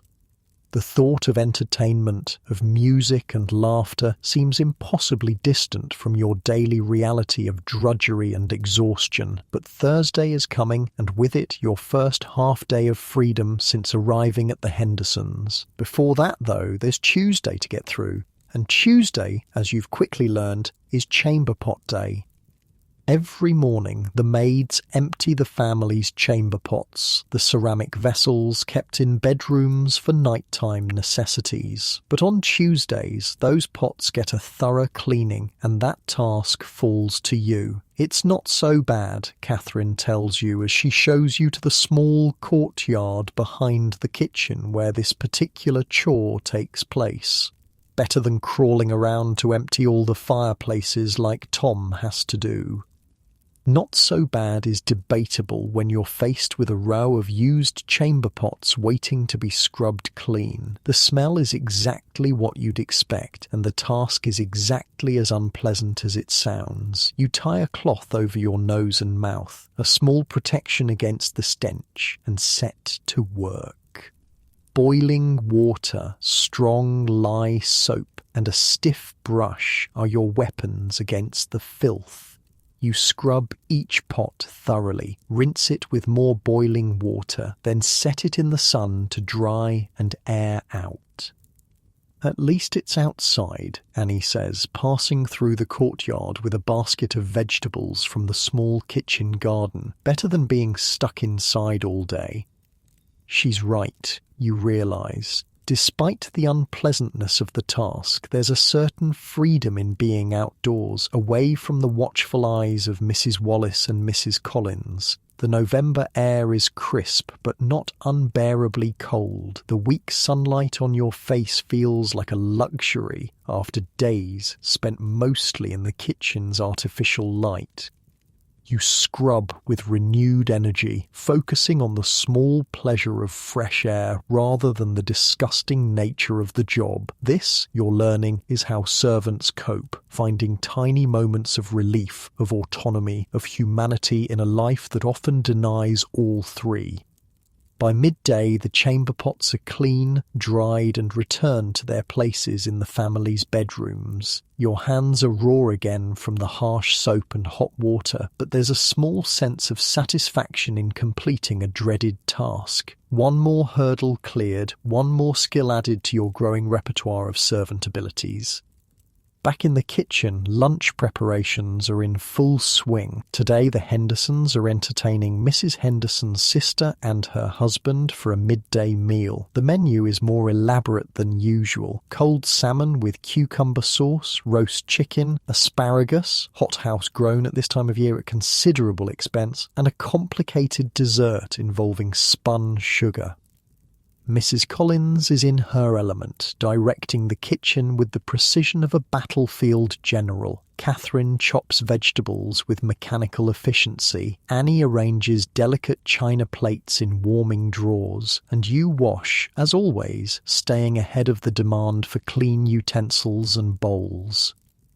"Mary," Mrs. Collins calls suddenly, "I need you to run an errand. The fishmonger has sent the wrong order and we need more salmon immediately. Take this note to Mr. Phillips at the market on 3rd Avenue. Tell him it's urgent." An errand. Outside. During working hours. It's like being offered an unexpected holiday.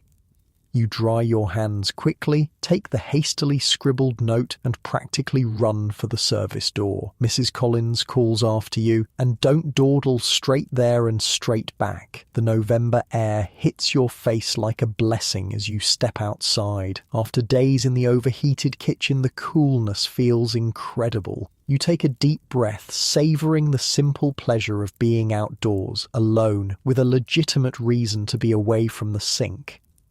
The streets of New York in 1885 are a chaotic symphony of sound and motion. Horse-drawn carriages clatter over cobblestones, vendors call their wares from carts and stalls, delivery boys dart between pedestrians, ladies in fine dresses stroll with parasols and small dogs. Gentlemen hurry along in top hats and frock coats. And alongside it all, the working people, delivery men, street sweepers, newsboys, seamstresses, labourers, move with purpose, keeping the city functioning for those with money and leisure. You're conscious of your servant's uniform as you hurry along, the black dress and white apron marking you as clearly as a brand. People barely glance at you. Servants are as invisible on the streets as they are in the houses they serve. The fish market is a cacophony of shouts, the air heavy with the smell of the morning's catch. You find Mr. Phillips, deliver Mrs. Collins's note, and wait while he prepares the correct order of salmon. He wraps it in paper and then newspaper, creating a package that's still cold and damp, but at least won't soak through to your uniform on the walk back. "Tell Mrs. Collins that's the best I've got today," he says as he hands you the package. "Norwegian, not Scottish, but fresh this morning." You nod, already dreading Mrs. Collins's reaction to this substitution. The quality of the fish will reflect on her cooking, and she's already stressed about serving Mrs. Henderson's critical sister. The walk back seems shorter, the weight of the fish package and the responsibility it represents pressing on you. The brief freedom of the errand is already fading, reality reasserting itself with each step closer to the Henderson home. When you return to the kitchen, it's in even greater chaos than when you left. Something has gone wrong with the sauce for the chicken, and Mrs. Collins is frantically trying to save it. Catherine gives you a wide-eyed look of warning as you enter with the fish. "Norwegian, not Scottish," you report hesitantly, placing the package on the work table. Mrs. Collins makes a sound somewhere between a groan and a curse. "It'll have to do. We've no time for anything else. Unwrap it and bring it here." The next hour passes in a blur of frantic activity. The salmon must be cleaned, skinned, poached and chilled again for serving. The sauce must be remade from scratch. The vegetables must be prepared perfectly. The table settings must be immaculate. And through it all, the relentless awareness that any mistake, any imperfection will be noticed and criticised, not just by the family, but by Mrs. Henderson's particularly judgmental sister. She sent back a soup once because she found a piece of parsley floating in it that was the wrong shape, Catherine whispers as you work side by side, preparing the cucumber sauce. Mrs. Collins nearly gave notice that day. By the time the lunch is finally ready to be served, everyone in the kitchen is sweating despite the November chill outside. The tension is palpable as William and Thomas, the footmen, carry the first course upstairs. And then you wait. The kitchen falls into an uneasy silence, all ears straining for the sound of returning footsteps. The verdict on Mrs. Collins' Norwegian salmon. 10 minutes pass. 15. No plates return, no complaints filter down. Mrs. Collins begins to relax marginally, moving on to supervise the preparation of the next course. No news is good news, Catherine murmurs, returning to the sink where a fresh mountain of preparation dishes awaits. Let's hope it stays that way. And, remarkably, it does. The lunch proceeds without incident, each course served and received without criticism, when the dessert, a magnificent construction of spun sugar, pastry and cream, receives actual compliments from Mrs. Henderson's sister, relayed down by a grinning Thomas. The kitchen erupts in barely suppressed celebration. "Well done, all of you," Mrs. Collins says, her usual sternness softened by relief. "Now clear up and prepare for dinner. No rest for the wicked." No rest indeed. The cycle continues, unending, relentless. Clean up from one meal, prepare for the next. Wash, dry, polish, scrub, haul, carry, serve. But as you settle back into your place at the sink, hands once again submerged in hot, soapy water, you realise something has shifted slightly. You've been part of a crisis and its resolution. You've contributed to a success. You've begun to understand the complex ecosystem of the servant world, your place within it, and the unspoken rules that govern it. You're becoming one of them, the invisible army that makes visible luxury possible, the hands behind the comfortable lives of people like the Hendersons, the human machinery of the Gilded Age, and in that understanding there's a strange kind of belonging. Thursday arrives like water in the desert, your half-day off, the first since you began working for the Hendersons. After a week of constant labour, of being available from 5 a.m. until midnight, you'll have a few precious hours to yourself, but first there's the morning's work to be done.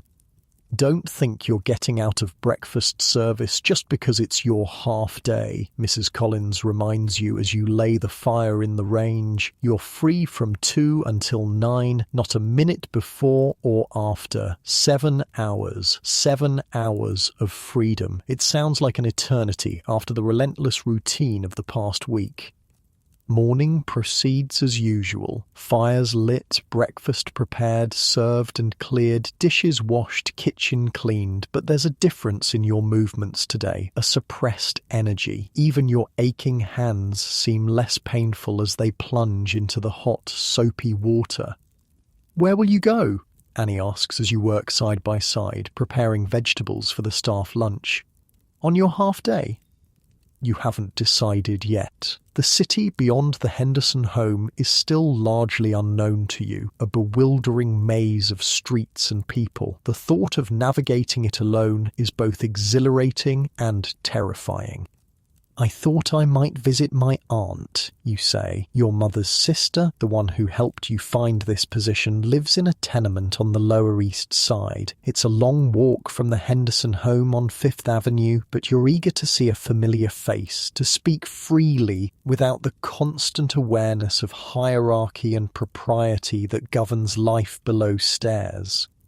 "Take the horse car if you can spare the nickel," Catherine advises. "It'll save your feet and they're already punishing you enough in those shoes." She's right about the shoes. The black uniform shoes provided by the household are sturdy but ill-fitting, designed for durability rather than comfort. After a week of standing for 18 hours a day, your feet are a landscape of blisters and calluses. And be careful after dark, Catherine adds. The city's not safe for a girl alone, especially in some neighbourhoods. This concern warms you, a small reminder that despite the harsh conditions and rigid hierarchy of servant life, human connections still form. Catherine has taken you under her wing, showing you the ropes, offering advice, easing your transition into this strange new world. Lunch passes in a blur of anticipation. You serve the staff meal quickly, eat your own portion standing by the sink, no leisurely meal, even on your half day, and wash the dishes at record speed. At precisely 2 o'clock, Mrs. Wallace appears in the kitchen doorway. "Mary, you're released until 9. See that you're not late returning. And remember, you represent the Henderson household even when you're not in it. Conduct yourself accordingly." "Yes, Mrs. Wallace," you reply, already untying your apron, your fingers clumsy with eagerness. In the tiny room off the kitchen that serves as a staff-changing area, you quickly remove your work uniform and put on your own clothes, the simple dress you wore when you arrived at the Henderson home a week ago. After days in the structured servant's uniform, your own clothes feel strange, almost foreign against your skin. There's a small cracked mirror on the wall and you catch a glimpse of yourself as you pin your hair into a simple style. The face that looks back at you is thinner already, the cheeks less full, the eyes tired despite your excitement. A week in service has begun to leave its mark. You tuck your meagre wages, your first partial payment given today specifically so you'd have something to spend on your half day, into your pocket, $1.25, a quarter of your monthly wage minus the half they withhold until year's end. It's not much, but it's the first money you've earned in America, and there's a certain pride in that. The service door closes behind you with a soft click, and just like that, you're free. The afternoon stretches before you, 7 hours of unstructured time that belong solely to you. The sensation is dizzying after a week of having every minute controlled by bells, schedules, and other people's needs. You stand on the sidewalk for a moment, taking in the scene. Fifth Avenue is busy with carriages and pedestrians. Ladies in fashionable walking dresses stroll with parasols. Gentlemen in business attire hurry past. Delivery boys weave between them on errands similar to your salmon run 2 days ago.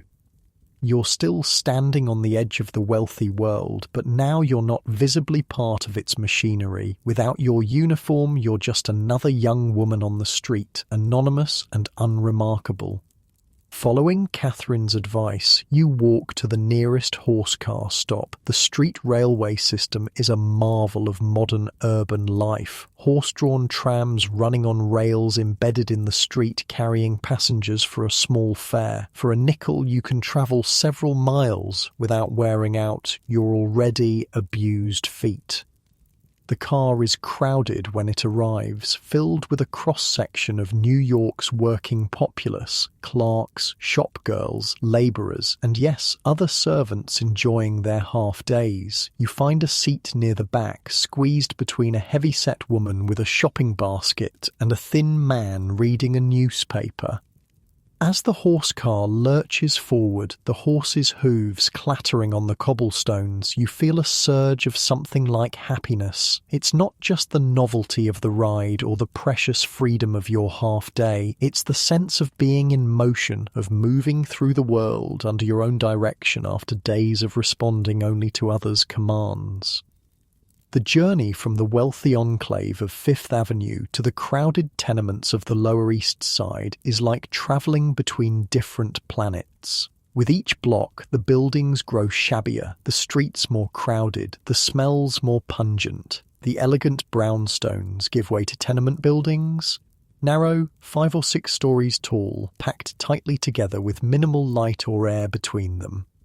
By the time you step off the horse car, you're in a different New York entirely. This is the city of immigrants, of the working poor, of people scraping by on wages that the Hendersons would spend on a single dinner party. The streets teem with life. Pushcart vendors selling everything from apples to old clothes, children playing in the gutters, women calling to each other from tenement windows, men gathered on stoops drinking and smoking. The languages around you are a babel: Italian, Yiddish, German, Polish, Russian, and accented English, all competing in the afternoon air. This is your world more than the rarefied atmosphere of the Henderson home, though you straddle both now in your strange new role. Your aunt's building is on Orchard Street, a narrow tenement with peeling paint and a distinct odour of cabbage and human waste. The stairs creak ominously as you climb to the 4th floor, navigating around children playing on the steps and laundry hung to dry in the dark hallway. When your aunt opens the door to your knock, her face lights up with surprised joy. "Mary, I didn't expect you today." "Come in, come in." The apartment is tiny, one room serving as kitchen, living area and bedroom for your aunt, uncle and 2 cousins. It's clean but desperately cramped, with a small coal stove for heat and cooking, a table with 4 mismatched chairs, a bed curtained off in one corner, and pallets that will be rolled out at night for the children. But after a week in the Henderson mansion, where you occupied a tiny corner of an enormous house, the apartment feels wonderfully intimate and human. "Look at you," your aunt says, holding you at arm's length. "Only a week and already thinner. Are they feeding you at least?" "Yes, plenty," you assure her. "The work is hard, but the food is good." "Sit, sit," she urges, pulling out a chair. "I'll make tea. Tell me everything." So you sit at the scarred wooden table, a luxury after a week of eating standing up, and tell your aunt about your new life. The early mornings and late nights, the endless dishes, the sore hands and aching back, the chamber pots and coal scuttles, the hierarchy below stairs, Catherine's kindness, Mrs. Collins's exactitude, Mrs. Wallace's stern supervision. Your aunt listens, nodding occasionally, her face a mixture of sympathy and resignation. She worked as a lady's maid herself when she first came to America. Before meeting your uncle and marrying, she understands the world you're describing. "It's hard, the service life," she says, as she pours you tea in a chipped cup. "But it's better than the factory, God knows. My friend Bridget's daughter lost 3 fingers in a cutting machine last month, and the hours are worse, if you can believe it." This is the calculus of working-class life in the Gilded Age, weighing one form of exploitation against another, choosing the one that seems least likely to kill or maim you. By those standards, your position with the Hendersons is indeed fortunate. "And they're treating you proper?" your aunt asks, a concerned crease between her brows. "The master and the son, they're not bothering you?" You know what she's asking. Stories of masters or their sons taking advantage of female servants are common enough to be a real concern. Girls in service are vulnerable, their positions dependent on the goodwill of their employers, their bodies accessible in the private spaces of the household. No, nothing like that, you assure her. Mr. Henderson barely notices the female staff exists, and Master William is hardly ever home. Relief softens your aunt's face. "Good, good. The agency said they were a respectable family. I wouldn't have sent you there otherwise." The conversation turns to news from home. A letter has arrived from your mother, which your aunt reads to you since you never learned to read well yourself. The farm is struggling, as always, but your younger siblings are healthy. Your mother misses you, but is proud you found work in America. When you're established, perhaps you can help bring your sister over too. The weight of responsibility settles on your shoulders. You're not just working for yourself, but for all of them back home, dependent on the money you can send. Your aunt slips a small package across the table, fresh baked bread, a tiny pot of jam, and 2 apples. "For later," she says. A taste of home. The gift brings unexpected tears to your eyes. After a week of preparing food for others, of serving and clearing and washing but never really enjoying, this small offering feels enormous in its thoughtfulness. Time passes too quickly in the warmth of your aunt's kitchen.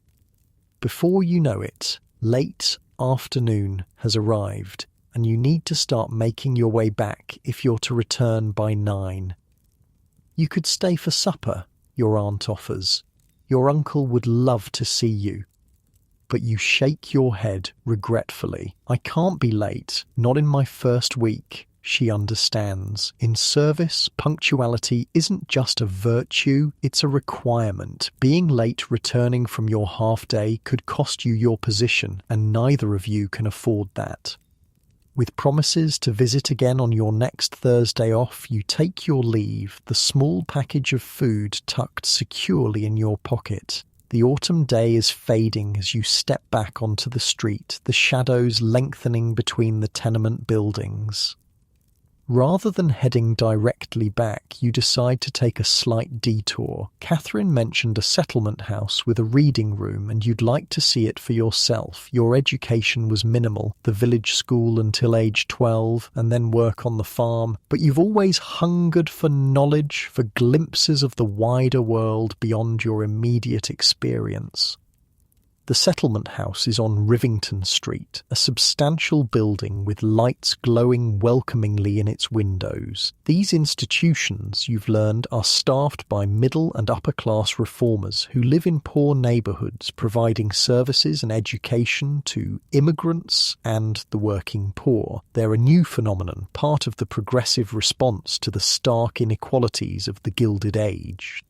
Inside, the reading room is a revelation, clean, well-lit, lined with bookshelves and furnished with actual comfortable chairs. A few people sit reading newspapers or books, their faces intent in the lamplight. A young woman in a plain but well-made dress approaches you with a smile. "Welcome. Is this your first visit to our reading room?" You nod, suddenly self-conscious of your simple clothes and rough hands.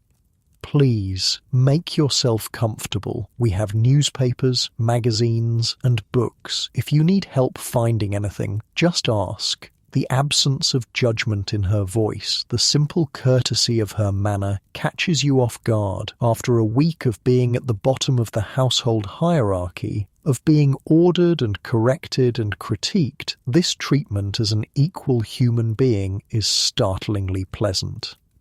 You select a magazine from a nearby table, Harper's Bazaar, with illustrations of fashions you could never afford, and sink into a chair. The simple act of sitting comfortably, of reading for pleasure, of being still without being asleep, feels impossibly luxurious after your week of constant labour. The settlement house also offers classes. You learn from a notice on the wall, reading and writing for adults, arithmetic, American history and civics, English for non-English speakers, cooking and nutrition, hygiene and basic medical care. Most are in the evenings or on Sundays, potentially accessible even with your limited time off. The thought of learning, of improving your mind even as your body serves the Hendersons, plants a small seed of hope. Perhaps service isn't all there is. Perhaps there's a future beyond endless dishes and coal scuttles and chamber pots. But the clock on the wall reminds you that your present is very much defined by those things, and it's time to head back if you're to arrive by 9. With reluctance, you return the magazine to the table and make your way outside. The city has transformed in the darkness. Gas lamps cast pools of yellow light on the sidewalks. Shops are closed, their windows dark. The street traffic has changed. Fewer respectable women, more men, some visibly drunk. The sounds are different too. Music spilling from saloons, arguments from tenements with open windows, the occasional burst of laughter or shouts. You hurry to the horse car stop, Catherine's warning about being alone after dark ringing in your ears. The car is less crowded for the return journey, populated now by workers heading home from late shifts or people returning from early evening entertainments. As the horse car carries you back toward Fifth Avenue, you watch the city transform around you once again, poverty giving way to wealth, tenements to townhouses, crowded streets to orderly, gaslit avenues. The contrast is stark, a physical manifestation of the inequality that defines the age. By the time you reach the Hendersons' block, true night has fallen. The great houses loom in the darkness, their windows glowing with electric light, a luxury still rare enough to be a symbol of extreme wealth. You make your way to the service entrance, slipping back into your role as easily as you'll slip back into your uniform. Mrs. Wallace is waiting in the kitchen, pocket watch in hand, as you enter. 5 minutes to spare, she notes with a nod that's the closest she comes to approval. Change back into your uniform and help Catherine with the evening dishes. And just like that, your freedom ends. You're back in the machinery of the household, your brief taste of autonomy already fading like a dream upon waking. But as you change into your uniform, you find yourself touching the small package from your aunt, still hidden in your pocket, a tangible reminder that you exist beyond these walls, that you're more than just a pair of hands to wash dishes and haul coal. The kitchen is busy when you return to it, filled with the aftermath of the family's dinner. Catherine gives you a tired smile as you take your place beside her at the sink. "How was your half-day?" she asks, passing you a stack of plates to wash. "Good," you say simply. "I visited my aunt, and I found the settlement house you mentioned. The reading room's nice, isn't it? I go sometimes on Sundays after church. They're starting a new class on arithmetic next month that I'm thinking of joining." This shared interest, this small glimpse of Catherine's life and aspirations beyond service, strengthens the growing bond between you in this strange, demanding world you've entered. Such connections are lifelines, reminders of your shared humanity. The dishes still need washing, the floors still need scrubbing, the coal still needs hauling. The work hasn't changed, but something in you has shifted slightly. A new awareness, a small ember of hope that service isn't all there is, that even in this life of labour, there might be moments of growth, of learning, of human connection. As you plunge your hands back into the hot, soapy water, you find yourself thinking of the settlement house, its clean, quiet reading room, its notices of classes and opportunities. 7 hours of freedom each week isn't much, but perhaps it's enough to build something beyond the endless cycle of service, one Thursday afternoon at a time. November bleeds into December, and with the changing month comes a new intensity to life in the Henderson household. The social season is in full swing, bringing with it a flurry of dinner parties, afternoon teas, and evening gatherings that double your workload and halve your rest. "Christmas season," Catherine explains one morning as you both haul extra coal for the range. "The rich folk go wild with it. Parties every night, presents for everyone they know, decorations that cost more than we make in a year." She shakes her head, coal dust settling in the creases around her eyes. "And guess who does all the extra work?" You're learning quickly that each season brings its own particular brand of labour for those in service. Spring means cleaning every inch of the house from top to bottom. Summer means preserving fruits and vegetables for winter use. Fall means preparing the house for the social season. And winter, especially December, means an endless parade of social events, each requiring more food, more cleaning, more serving, more washing than the last. The kitchen has become a battlefield of preparation. Mrs. Collins works from before dawn until well after midnight, her face perpetually flushed from the heat of the range, her temper shortened by exhaustion and the constant pressure to create ever more elaborate dishes for the Hendersons' entertaining. Mary, those copper pots need polishing again. The Astors are coming for dinner on Friday, and everything must be perfect.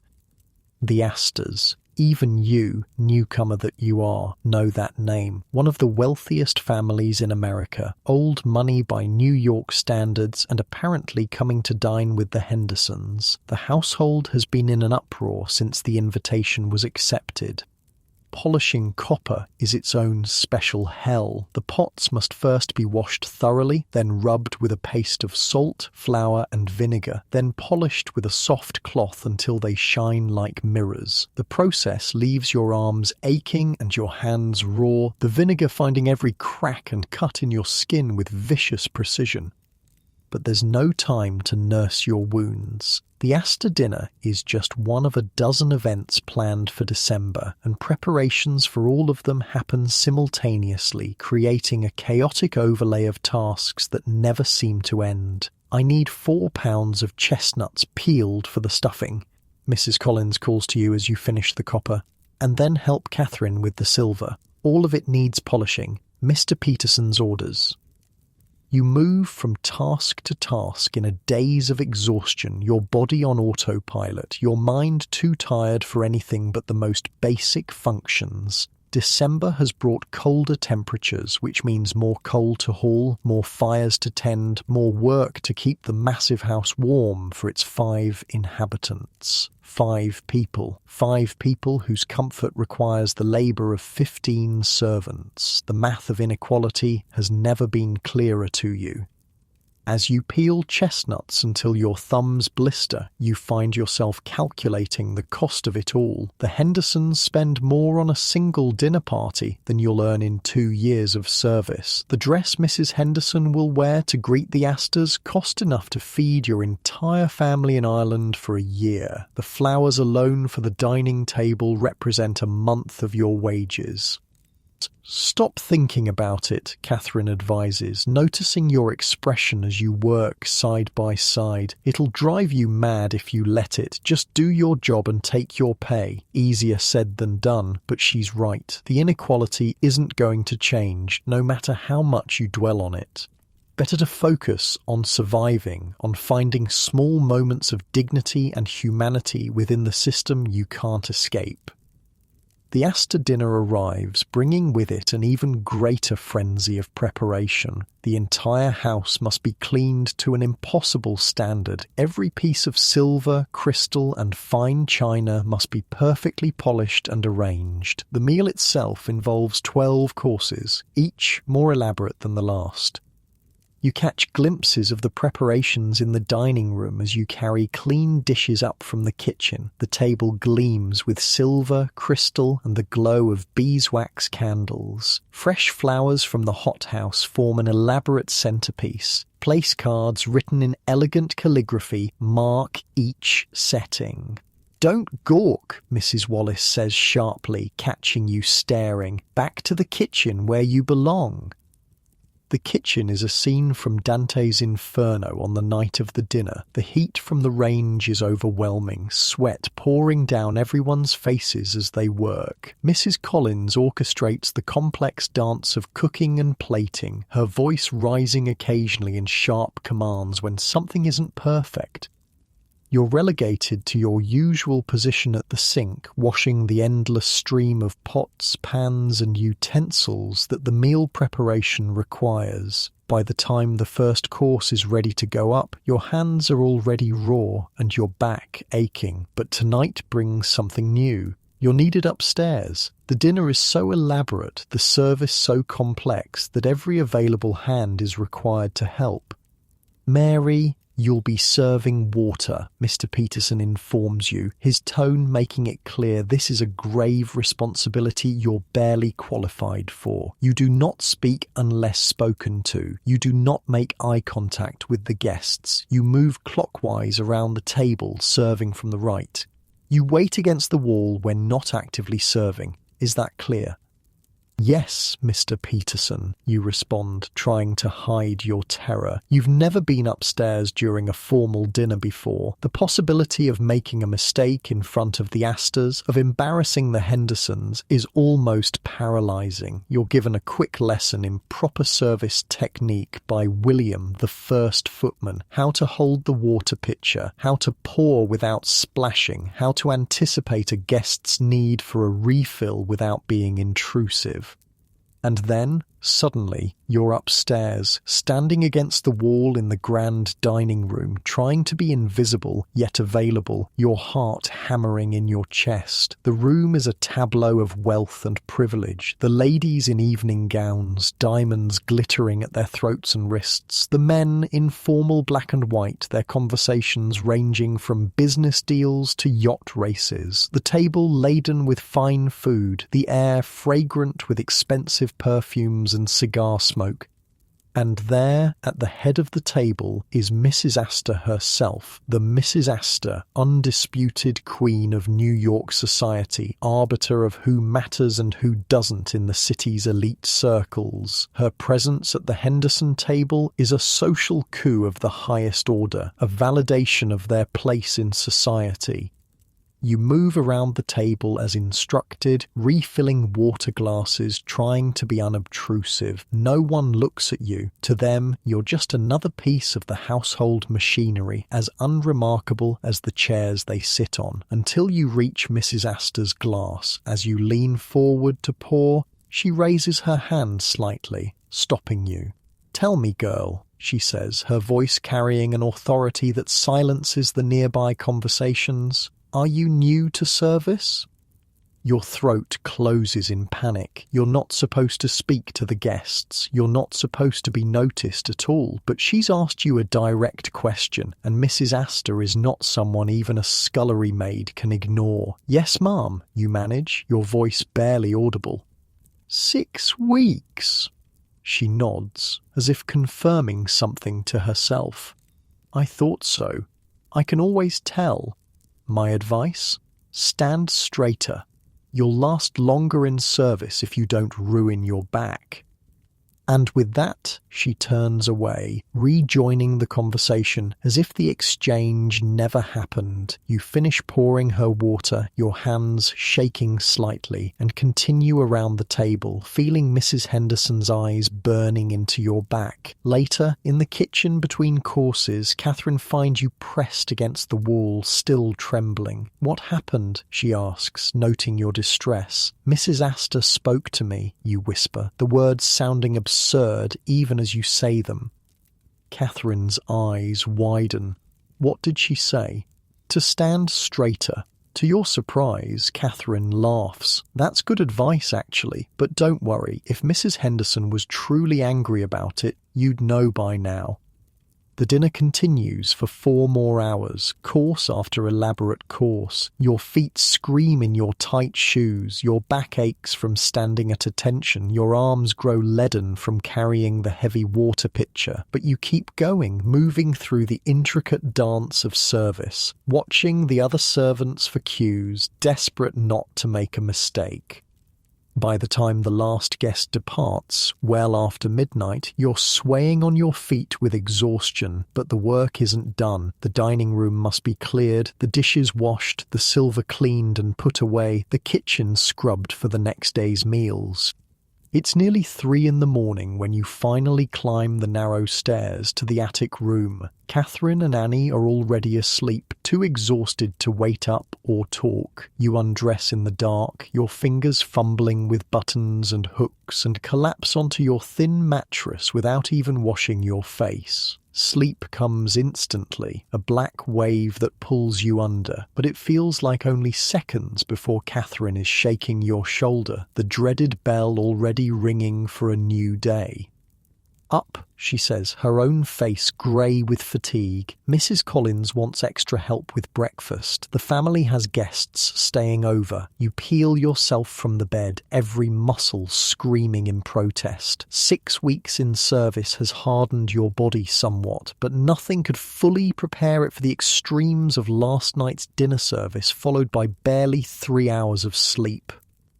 Your hands, when you look at them in the weak morning light, are a testament to your labour. The skin is red, chapped, cracked in places, with small burns from hot water and the range. Your nails are broken short, dark lines of ingrained dirt beneath them, despite your best scrubbing.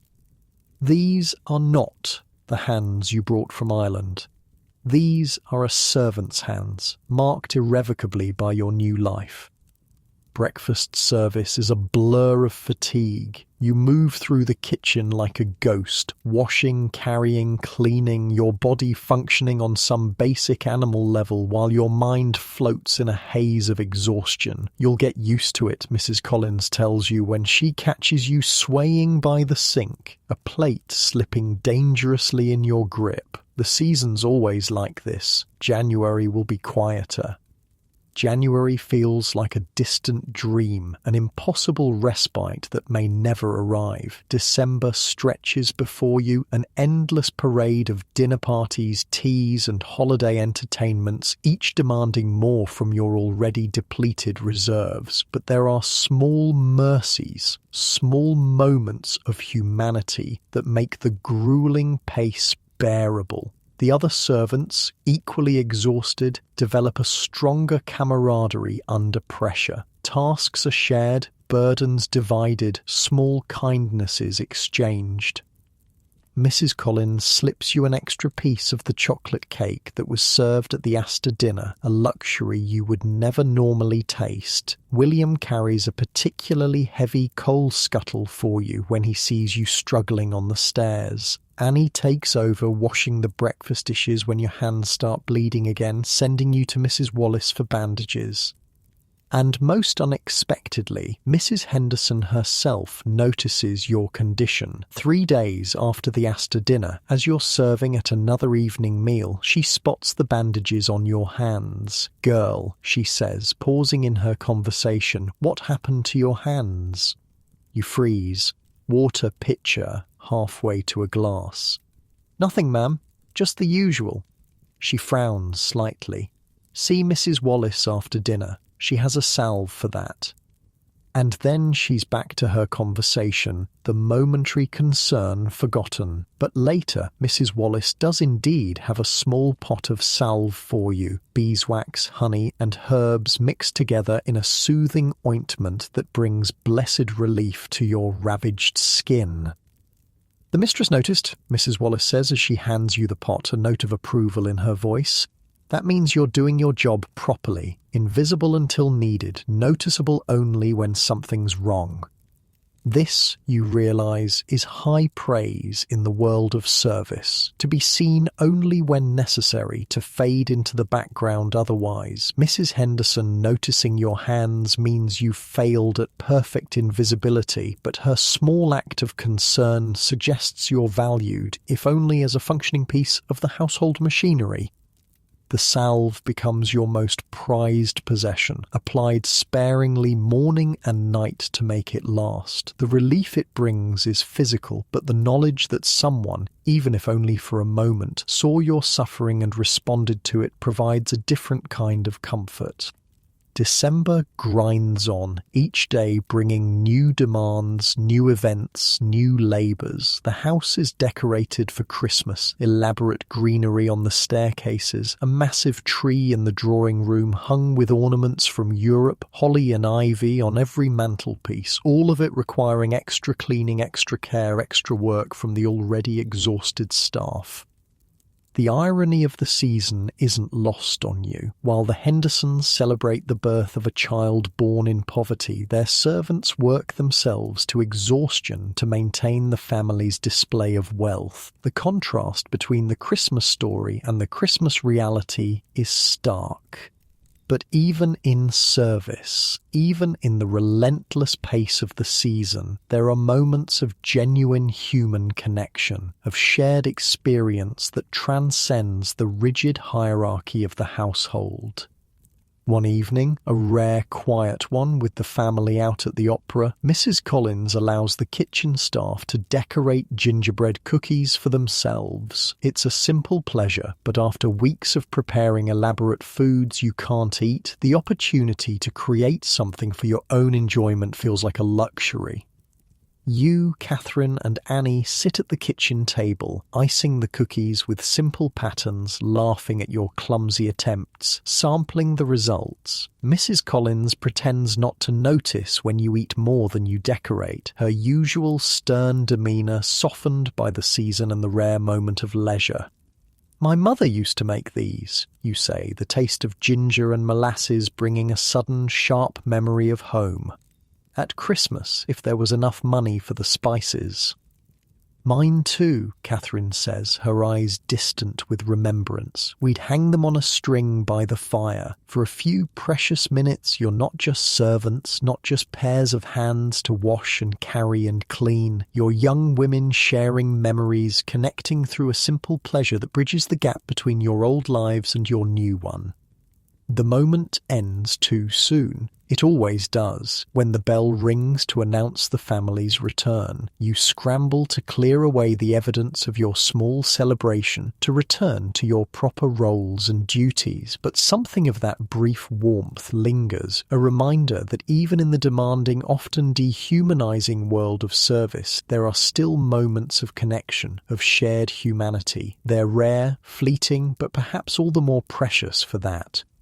As Christmas approaches, bringing with it the peak of the social season and your most grueling days yet, you find yourself clinging to these small moments, the salve for your hands, the shared cookies, the brief kindnesses between staff. They're not enough to make the work less back-breaking, the hours less punishing, the inequality less stark, but they're enough, just barely, to help you endure. Christmas arrives with a dusting of snow that transforms Fifth Avenue into a picture postcard vision of holiday beauty. The wealthy homes glow with light and greenery, carriages with fur-wrapped passengers glide over the whitened streets, and the air holds that particular stillness that comes only with fresh snow. Inside the Henderson home, two very different Christmases unfold under the same roof.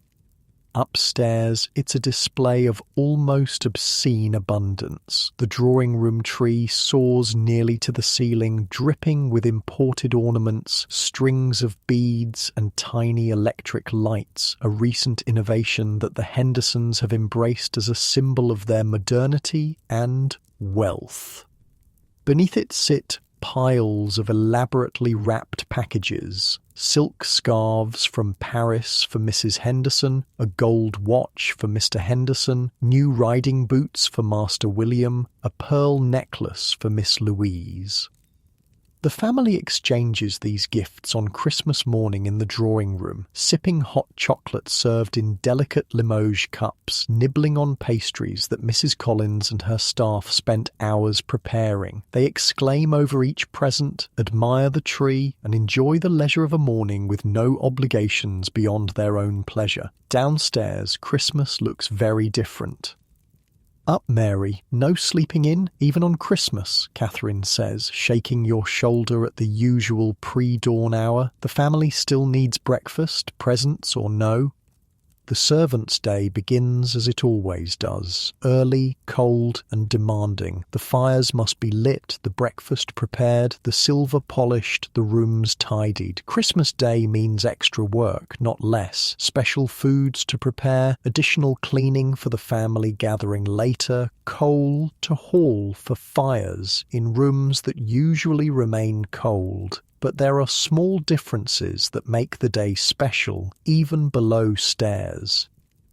Mrs. Wallace appears in the kitchen as you're washing the breakfast dishes, a small package in her hands. "The family's Christmas gifts to the staff," she announces, her usual stern expression softened slightly by the occasion. She begins distributing small parcels to each servant, according to their rank and position. When she reaches you, she hands you a small package wrapped in plain brown paper. "From Mr. and Mrs. Henderson," she says. "You may open it now." Inside is a pair of woolen stockings, a small pot of hand salve like the one you received earlier, and an envelope containing a Christmas bonus, $1, a third of your monthly wage. It's not a fortune, not by any measure, but it's more cash than you've held at one time since arriving in America. "Thank you, Mrs. Wallace," you say, knowing the thanks will be conveyed to the family. "Please tell Mrs. Henderson I'm very grateful." Mrs. Wallace nods and moves on to the next servant. The gift is practical, impersonal. The Hendersons likely have no idea which scullery maid is which, but it's something, a recognition, however small, of your humanity and your service. The stockings will be a blessing in the cold attic room, where your feet go numb on winter nights despite the shared warmth of 3 bodies. The salve is a necessity for your work-ravaged hands. The dollar opens possibilities. "What will you do with your bonus?" Annie asks as you work side by side, preparing vegetables for the family's Christmas dinner. You've already decided. "I'll send half to my mother in Ireland," you say, "and save the rest for classes at the settlement house." This plan has been forming in your mind since your visit on your half-day off. The settlement house offers evening classes, reading, writing, arithmetic, even some basic skills like typing and bookkeeping. Education is the only path you can see out of a life of service, the only way to someday have more choices than which wealthy family to scrub floors for. Annie nods approvingly. "Smart. I'm sending most of mine home too, but I'm keeping enough for a new hair ribbon." She blushes slightly at this small vanity. "Foolish, I know, when my family needs it. But it's not foolish," you say firmly. "We're allowed to want pretty things too." This exchange, this sharing of plans and dreams, strengthens the bond between you. After 3 months in the Henderson household, you've developed real friendships with Catherine and Annie, connections forged through shared work, shared hardships, and the unique understanding that comes from living the same confined existence. The staff has their own Christmas dinner, not at midday like the family, but late in the evening after all the day's work is done. It's served in the servants' hall rather than the kitchen, and there's a genuine attempt at festivity despite everyone's exhaustion. Mrs. Collins has prepared a feast that, while composed largely of leftovers from the family's meal, is still more elaborate than your usual fare. Roast goose, what remains after the Hendersons took the choice portions, vegetables, stuffing, mince pies, and even a small plum pudding with hard sauce, with Mr. Peterson unbends enough to allow wine with the meal, watered, of course, and only 1 glass per person, but still a rare treat. Even Mrs. Wallace seems less stern, her perpetual frown softening as she takes her place at the head of the table beside Mr. Peterson. "Before we begin," Mr. Peterson says, rising from his seat, "I would like to offer the compliments of the season to you all. The past month has been demanding, but the household has functioned admirably. Mr. Henderson specifically mentioned his satisfaction with the Astor dinner." This is high praise indeed, and a murmur of pleasure runs through the assembled staff. In the world of service, the approval of your employers is the closest thing to professional recognition you can hope for. Additionally, Mr. Peterson continues, Mrs. Henderson asked me to convey her appreciation for the household's smooth running during this busy season. She particularly noted the quality of the meals, the cleanliness of the public rooms, and the excellent service at various events.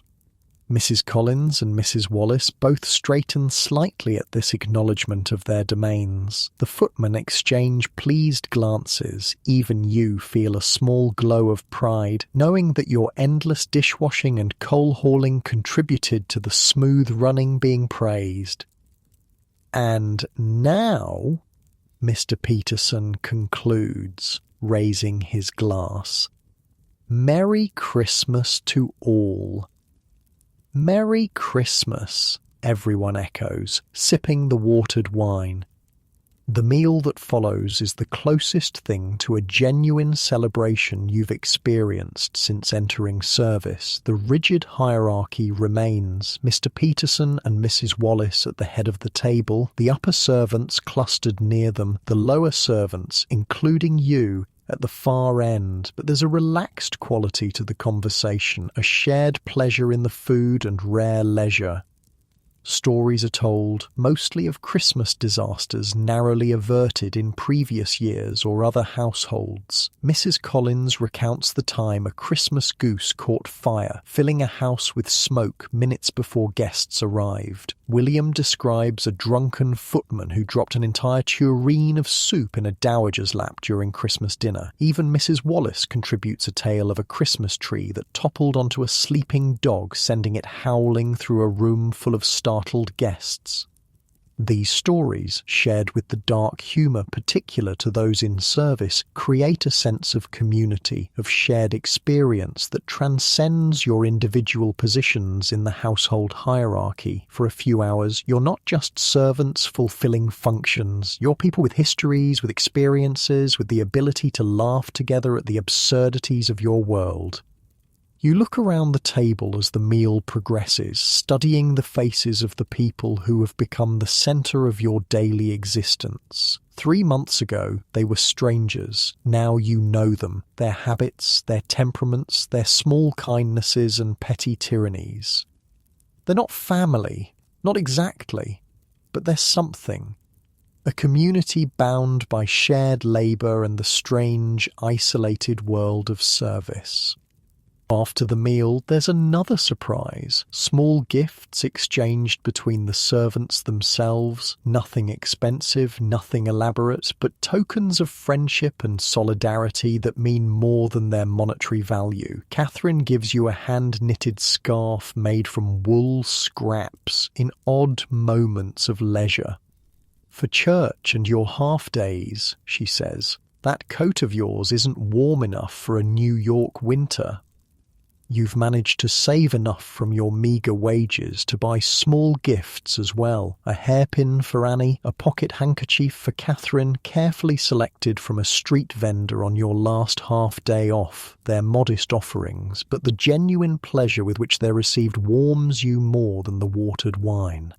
As the evening draws to a close, someone produces a mouth organ and there's singing, Christmas carols and folk songs from the various homelands represented around the table, Irish ballads that make your throat tight with homesickness, German hymns from Annie, Italian folk songs from Marco, one of the gardeners. Even Mrs. Collins reveals a surprisingly sweet voice for Silent Night.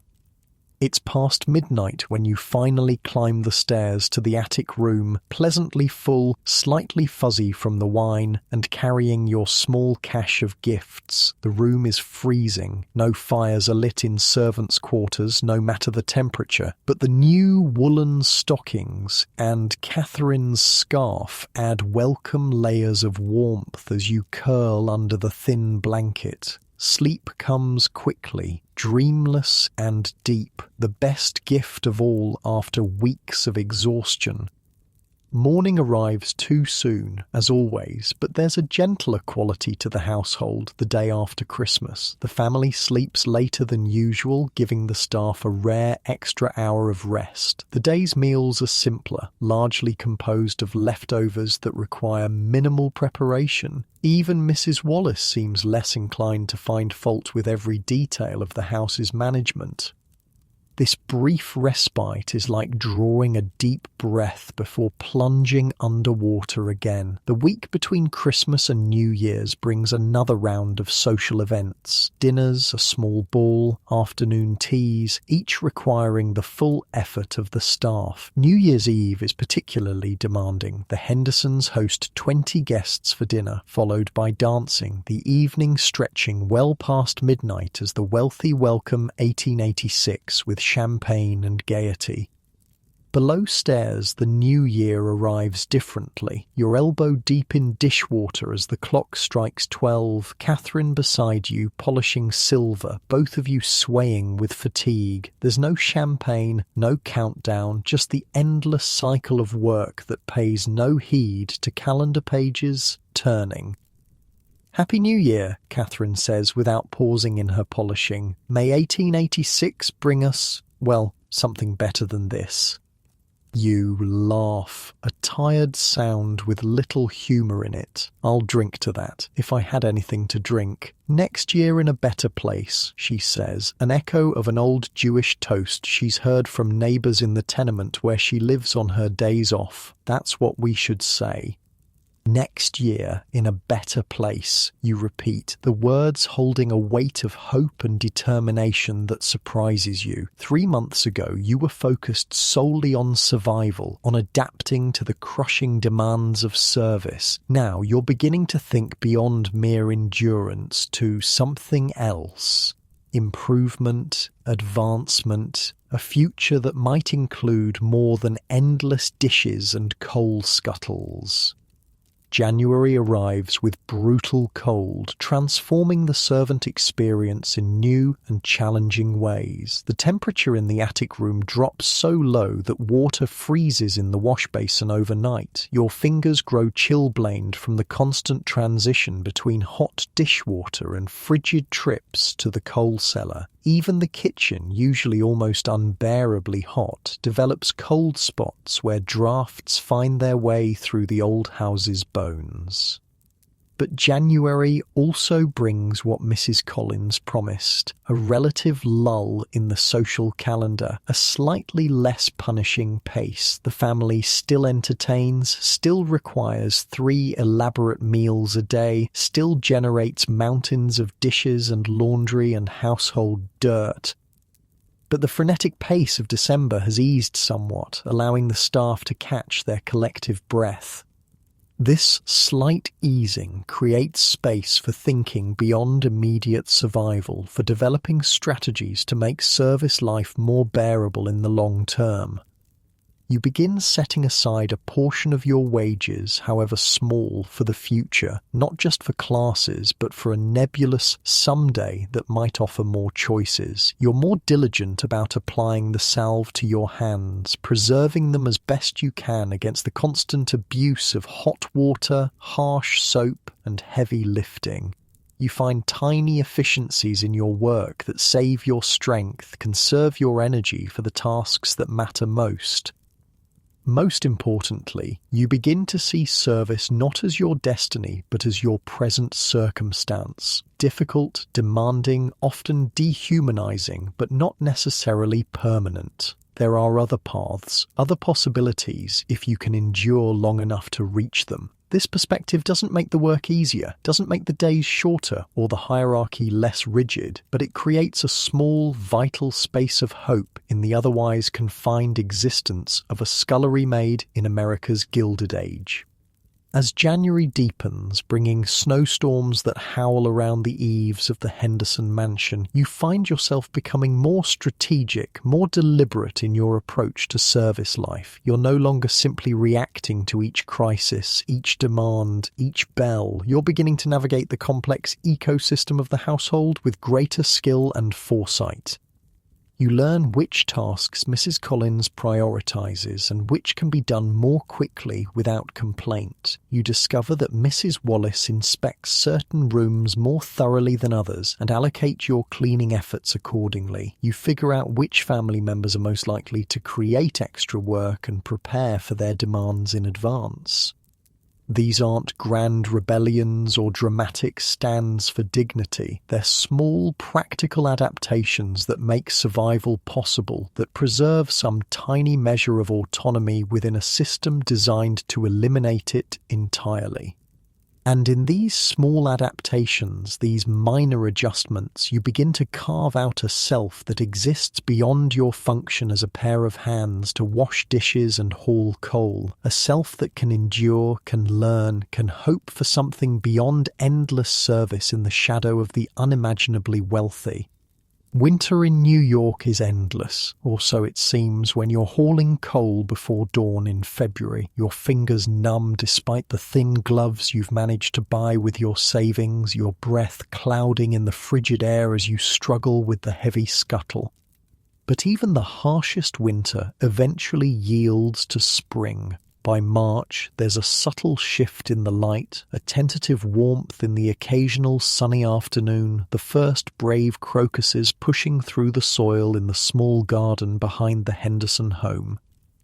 Spring brings its own particular challenges to the servant world. The family emerges from their winter cocoon, creating new demands and schedules. Mrs. Henderson throws herself into her social causes again, hosting committee meetings for various charities. Miss Louise becomes consumed with preparations for her summer travel plans. Mr. Henderson spends more time at his club, returning late and requiring meals at odd hours.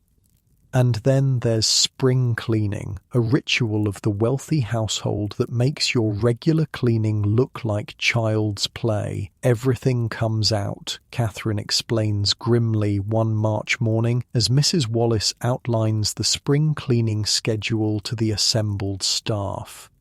Every rug beaten, every curtain washed, every piece of furniture polished, every floor scrubbed, every ceiling dusted. It's like cleaning the entire house from scratch. Spring cleaning in a mansion the size of the Hendersons is a military campaign, a full-scale assault on every speck of dust, every smudge, every sign that the house is lived in rather than a museum piece. The staff is organised into specialised teams, each assigned to particular tasks and rooms.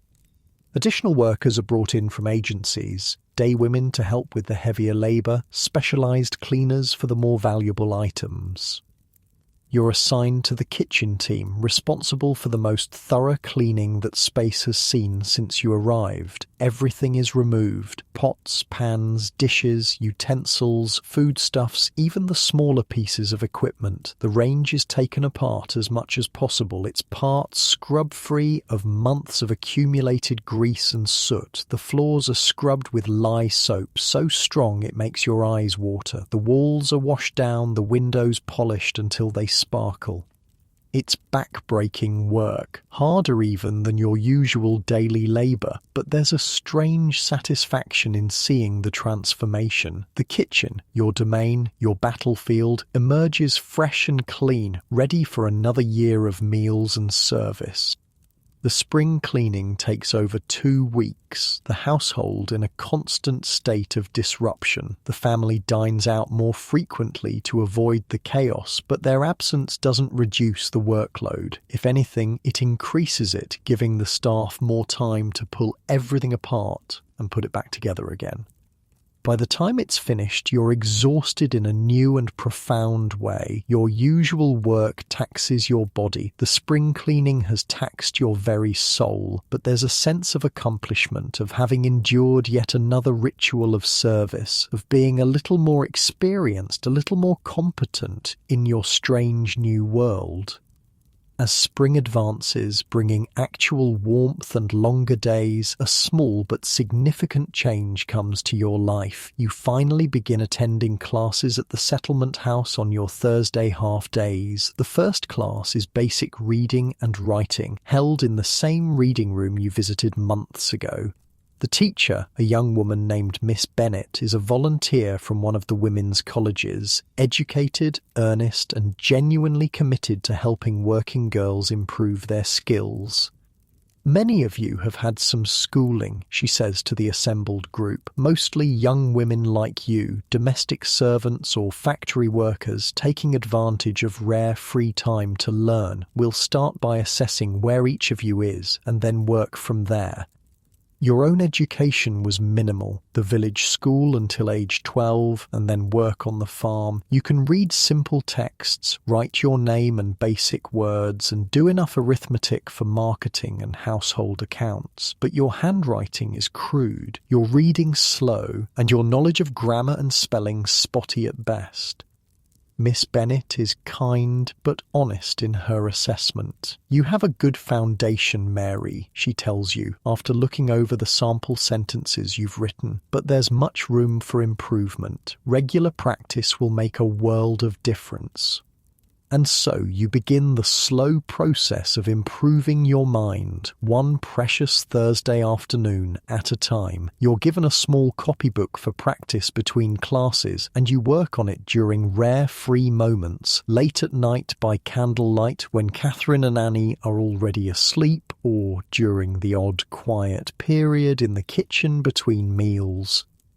The progress is painfully slow. Your hands, so accustomed to physical labor, struggle with the fine motor control of penmanship. Your brain, fatigued from long hours of work, sometimes refuses to retain new information. There are weeks when you're too exhausted to concentrate, when the words swim on the page and the letters refuse to form properly under your pencil. But you persist, driven by a determination that surprises even you. This small act of self-improvement, this tiny step toward a future beyond service, becomes precious beyond measure. Catherine notices your efforts one night, catching you practicing your letters by the dim light of a candle stub. "What's all this, then?" she asks, peering over your shoulder at the copybook. You explain about the classes, half expecting teasing or dismissal. Instead, Catherine sits beside you on your narrow bed, studying the neat rows of practice letters. "My brother tried to teach me better writing before he died," she says quietly. "He said it was the key to better work, better pay. I never had the patience for it then." She looks at your careful practice with something like regret in her eyes. "You're smart to be doing this." "You could come with me," you offer, "to the settlement house. There's room in the class." She shakes her head. "I use my half days to help my cousin with her babies, maybe someday." But you can see the wistfulness in her expression, the unspoken acknowledgement of opportunities missed or delayed by necessity. This moment deepens your friendship, creating a new layer of understanding between you. Catherine begins helping you practice, correcting your pronunciation when you read aloud, quizzing you on spelling. Her own education was similar to yours, limited but not entirely absent, and what she remembers, she shares generously. Spring advances into early summer, bringing heat that transforms the household in new ways. The kitchen becomes almost unbearable, the massive range pumping out heat that has nowhere to go in the still summer air. Meals shift toward colder preparations, salads, chilled soups, ice creams cool, that create their own labor challenges. "This blasted ice cream maker will be the death of me," you mutter one afternoon, cranking the handle of the device for what feels like the 100th time. Your arm burns with the effort, sweat dripping down your back in the sweltering kitchen. "At least you're not outside turning the spit in this heat," Thomas the footman says as he passes through. Poor Tom's about ready to faint.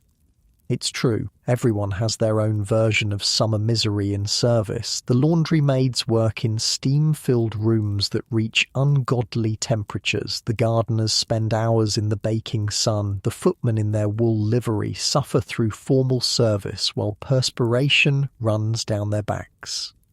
In some ways, your position in the kitchen, while hot, is less punishing than others. You have access to water, to the occasional piece of ice, to the relatively cooler pantry where you can take a moment's respite when the heat becomes truly unbearable. The family, of course, has their own solutions to summer discomfort. They spend weekends at their country house on Long Island, a smaller but still luxurious residence where the ocean breezes provide natural cooling. A skeleton staff goes with them. Mr. Peterson, Mrs. Wallace, the lady's maid, the valet, and a couple of the higher-ranking servants.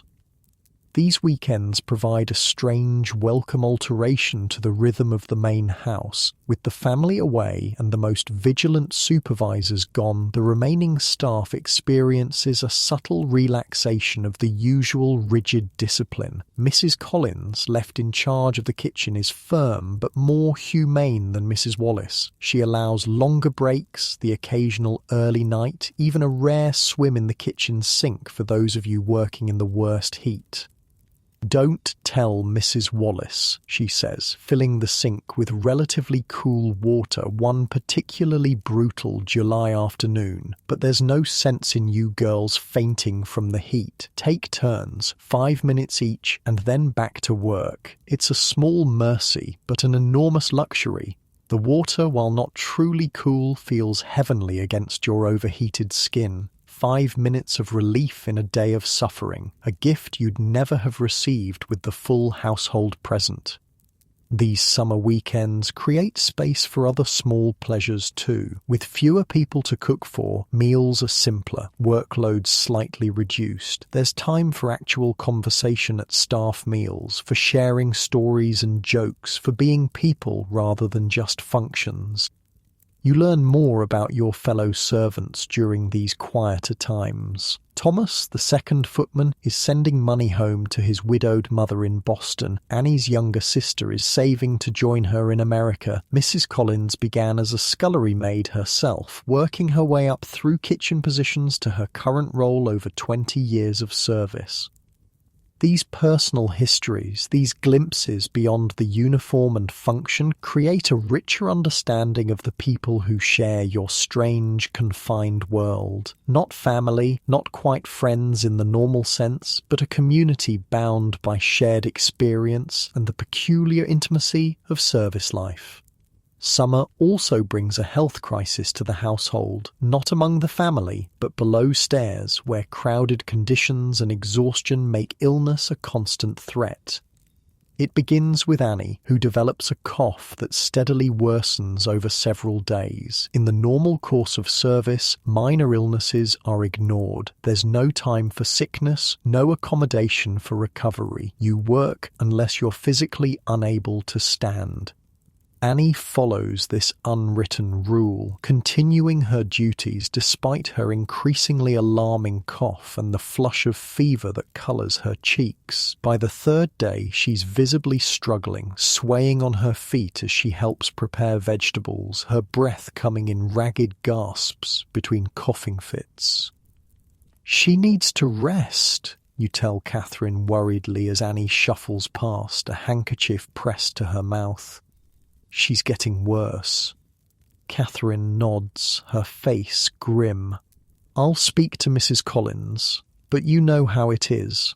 Unless she's dying, they'll expect her to work." This harsh reality, that servants' health is secondary to the household's needs, is one of the cruelest aspects of service life. Human bodies are just another resource to be used until they break. But Mrs. Collins, for all her exacting standards and quick temper, has a practical humanity that sometimes surfaces in crises. When Catherine approaches her about Annie, she takes one look at the girl's flushed face and laboured breathing and makes a decision. "Bed," she says firmly, "now, before Mrs. Wallace returns and countermands me." Annie is too ill to protest, which is itself alarming. You and Catherine help her up the narrow stairs to the attic room, where she collapses onto her bed, her body shaking with fever and coughing. "We need to cool her down," Catherine says, her voice steady, but her eyes worried, "and someone should sit with her. She shouldn't be alone." Thus begins a quiet, unauthorised nursing rotation. With Mrs. Wallace away for the weekend, you, Catherine, and some of the other female staff take turns sitting with Annie, bringing cool cloths for her forehead, water for her parched throat, and extra blankets when the fever gives way to chills. It's technically against the rules. Time spent nursing Annie is time not spent on assigned duties, but Mrs. Collins turns a blind eye, redistributing tasks to cover the gaps, allowing the informal care to continue as long as all essential work is completed. "Don't think this would happen if the family was in residence," she warns you when she catches you preparing a tray of weak tea and toast for Annie. "This is only possible because it's a quiet weekend." You understand the unspoken message. Human compassion is a luxury that the service life rarely allows. It exists in the margins, in the brief spaces when the machinery of the household has a moment to acknowledge the humanity of its components. Annie's illness, later determined to be bronchitis, not the tuberculosis you all secretly feared, brings the attic room's conditions into sharp focus. The space is poorly ventilated, alternating between freezing in winter and stifling in summer. 3 young women share air, germs, and the accumulated fatigue of endless work in a space designed for storage, not human habitation. "We should open the window more," Catherine says, as you both watch Annie's fitful sleep. "Even in winter, better to be cold than sick like this." This small resolution to prioritize air over warmth is itself a tiny rebellion, a choice to value health over immediate comfort, long-term survival over short-term endurance.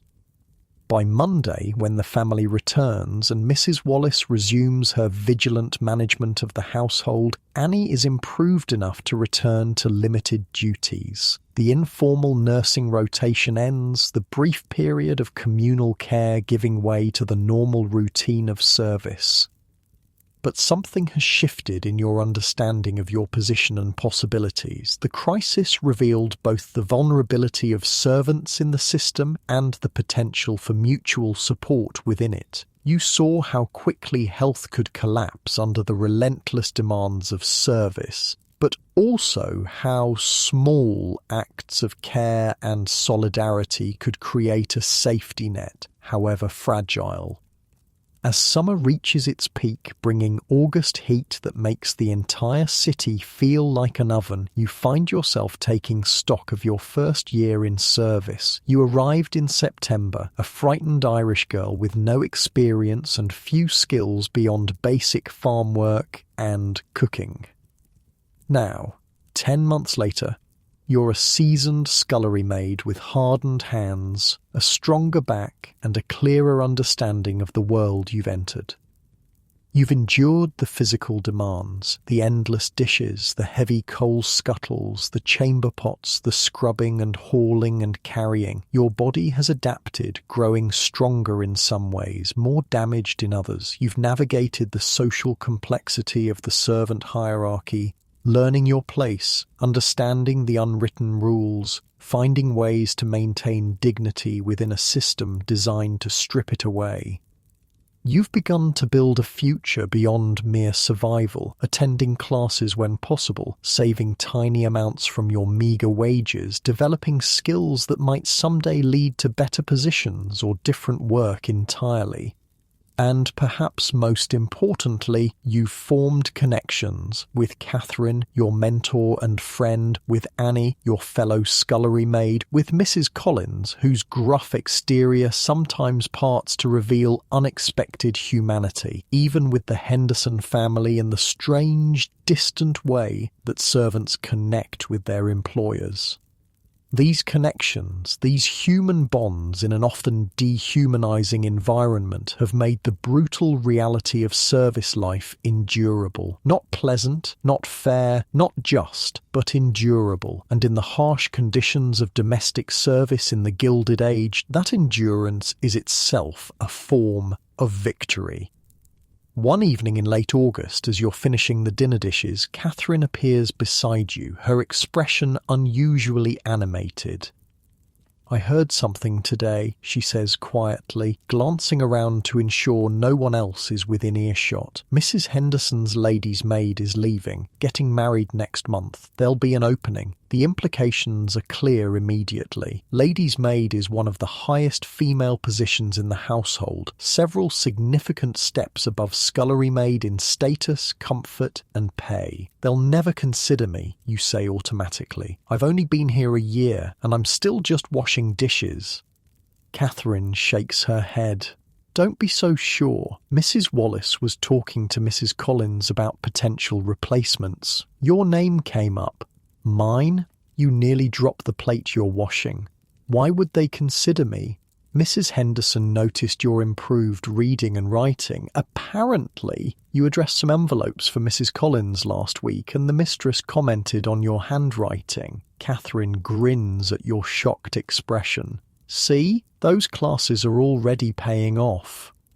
The possibility unfurls in your mind, a position with better pay, better conditions, more status, a tiny step up the long ladder from the very bottom of the servant world, a chance at something beyond endless dishes and coal scuttles. "It's not certain," Catherine cautions, seeing the hope in your eyes. "There are others being considered, but it's possible." Possible. The word echoes in your mind as you finish the dishes, as you scrub the kitchen floor, as you climb the narrow stairs to the attic room. Possible, a future different from your present, a life that might include more than mere survival. That night, lying in your narrow bed, listening to Annie's still raspy breathing and Catherine's soft snores, you allow yourself to imagine not some grand escape from service, you're too practical for such fantasies, but a gradual improvement, a slow ascent from the basement of society. Perhaps lady's maid, perhaps someday housekeeper, perhaps even with enough education and savings, a small shop of your own, a room you don't share, a life defined by more than bells and other people's needs. It's a modest dream by most standards, but in the context of your limited options, your constrained reality, it's revolutionary. The simple belief that tomorrow might be better than today, that your life might be more than an endless repetition of the same back-breaking labor until your body gives out. This small hope, this tiny flame of possibility, is perhaps the most precious thing you've gained in your year of service. Not just the knowledge of how to survive, but the belief that survival itself might someday give way to something more.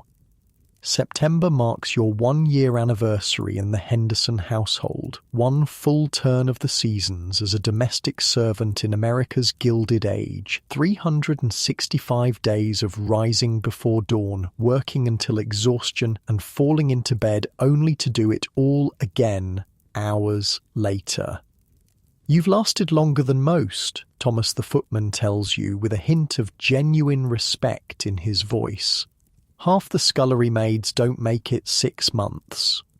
It's a milestone that passes unmarked by the family, unacknowledged officially by the upper servants, but below stairs, among your peers, there's a quiet recognition. Catherine brings you a ribbon she saved from a package. Annie shares half an orange she received from the cook. Mrs. Collins allows you to take an extra piece of bread with your dinner. Small gestures, tiny acknowledgements of your endurance, your integration into the peculiar society of service. But the true marker of your year's transformation is the possibility Catherine mentioned, the lady's maid position. In the week since she first told you about it, you've oscillated between hope and certainty of disappointment. Someone more experienced will surely be chosen. Someone already higher in the hierarchy, someone with better skills, better connections, better everything. You're carefully washing teacups one afternoon, the delicate china requiring your full attention, when Mrs. Wallace appears in the kitchen doorway. "Mary," she says, her voice betraying nothing, "come to my sitting room when you've finished those cups." Your heart jumps into your throat. Mrs. Wallace's sitting room is where formal staff matters are discussed. Hirings, firings, serious disciplinary issues. Being summoned there is either very good or very bad, with little middle ground.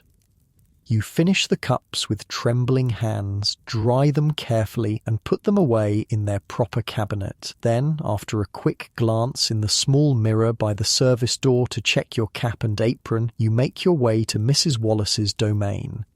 Her sitting room is a space few of the lower servants ever see, a small but comfortable room with actual upholstered furniture, a desk for household accounts, and shelves containing the household management books. It feels almost luxurious compared to the Spartan servants' hall and the utilitarian kitchen. Mrs. Wallace is seated at her desk, writing in a ledger. She doesn't look up immediately when you enter, completing her notation before acknowledging your presence. "Oh, Mary," she says finally, "you've been with us nearly a year now." "Yes, Mrs. Wallace." Your voice comes out steadier than you expected. "Your work has been satisfactory. Mrs. Collins speaks well of your reliability and willingness to learn. You've caused no problems in the household. And I understand you've been improving your education at that settlement house. This last observation surprises you. You didn't think Mrs. Wallace paid attention to how you spent your half-days." "Yes, ma'am. Reading and writing classes." She nods, as if confirming something to herself. As you may have heard, Margaret is leaving us next month. Her position will need to be filled. Your breath catches, so Catherine's information was correct. The lady's maid position is indeed opening. Normally, Mrs. Wallace continues, we would bring in someone experienced from outside or promote a housemaid with more seniority, but Mrs. Henderson has expressed a preference for promoting from within when possible, and your improved handwriting has been noticed. She pauses, studying your face. You are obviously not qualified to step directly into a lady's maid position. The skills required, hairdressing, mending fine clothing, caring for jewellery, are beyond your current abilities. Your heart sinks. Of course, it was foolish to hope. However, Mrs. Wallace continues, Mrs. Henderson has approved a partial promotion. You will move from scullery maid to between maid, assisting both in the kitchen and upstairs with lighter housekeeping duties. And you will begin training under Margaret for her duties before she leaves, with the understanding that if you show aptitude, you may eventually advance to lady's maid or similar position. The words take a moment to penetrate. Not a full promotion, but a step up, a significant step up from the absolute bottom of the hierarchy, an acknowledgement of potential, of possible advancement. This will mean an increase in wages to $5 monthly, with the same arrangement for room and board, Mrs. Wallace adds. You will still share the attic room with Catherine and Annie, but your duties will be more varied and somewhat less physically demanding. $5 a month, nearly double your current wage. The math races through your head. More to send home, more to save, more for classes. Thank you, Mrs. Wallace, you manage to say. I'm very grateful for the opportunity. She nods briskly. You'll begin your new duties next week. Margaret will start showing you the basics of ladies' maid work in the evenings after your regular duties are complete. I suggest you use your next half day to purchase a better dress for when you attend Mrs. Henderson. Your current Sunday dress won't do. And with that, you're dismissed, your head spinning with the implications of this unexpected change in fortune. Catherine is waiting anxiously in the hallway when you emerge from Mrs. Wallace's sitting room. Well, she demands in a whisper. What did she say? You pull her into the small linen closet nearby, the only place you can speak privately. Between maid, you whisper back, and training with Margaret, with the possibility of advancing to lady's maid eventually. Catherine's face lights up. Mary, that's wonderful. Between maid is still hard work, but it's a real step up. No more chamber pots, no more coal scuttles, and learning ladies' maid skills, that could take you anywhere.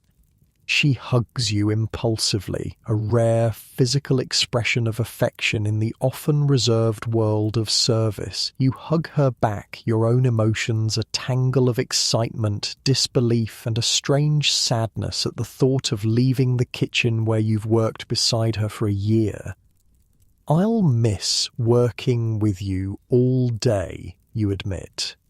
You'll still live with us, she reminds you, and we'll see each other at meals. Besides, I might not be in the kitchen forever either. Mrs. Collins hinted I might train as a parlourmaid if my knees hold out. This possibility that you might both advance, might both find slightly better positions within the confined world of service, adds to your sense of cautious hope. Not an escape from service, not a radical change in circumstances, but small incremental improvements, steps up from the absolute bottom.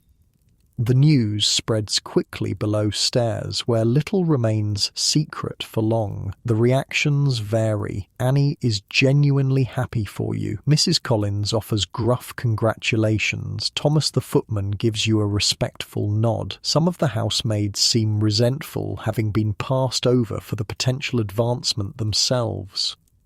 But the most surprising reaction comes from Margaret, the departing lady's maid. When you report to her that evening for your first training session, her welcome is unexpectedly warm.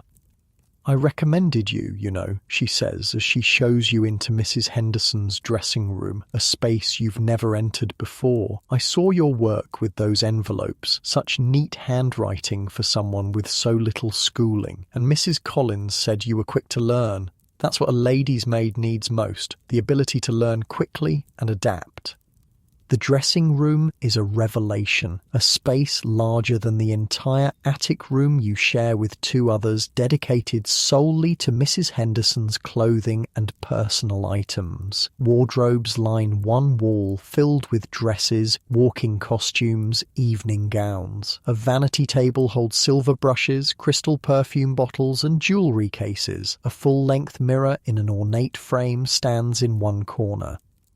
"First lesson," Margaret says, opening one of the wardrobes, "understanding fabrics. You need to know how to clean and press everything from the finest silk to wool to cotton, each with different requirements. A single mistake can ruin a dress worth more than you'll earn in 2 years." The training begins that night and continues in snatched moments over the following days, evenings after your regular duties, early mornings before the household wakes, brief periods when both you and Margaret are free from immediate tasks. She shows you how to mend nearly invisibly, how to press delicate fabrics without scorching, how to arrange hair in the current styles, how to clean jewellery without damaging it. Your hands, calloused and roughened by a year of dishwater and scrubbing, must now learn a different kind of dexterity, a gentler touch. "Your hands are your tools," Margaret tells you, examining your damaged fingers critically. "You must take better care of them now. No lady wants rough hands touching her hair or skin." She gives you a small pot of her own hand cream, a luxury far beyond the simple salve you've been using. "Apply it every night and whenever you can during the day. Wear gloves for rough work. It will take time, but they'll improve."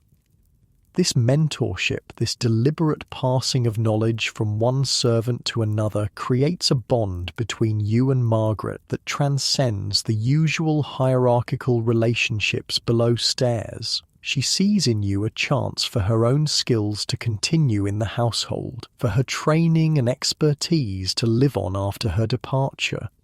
Your new position as between maid begins officially the following week. The change is both subtle and profound. You still rise at 5, still work long hours, still live in the same attic room, but your duties have shifted dramatically.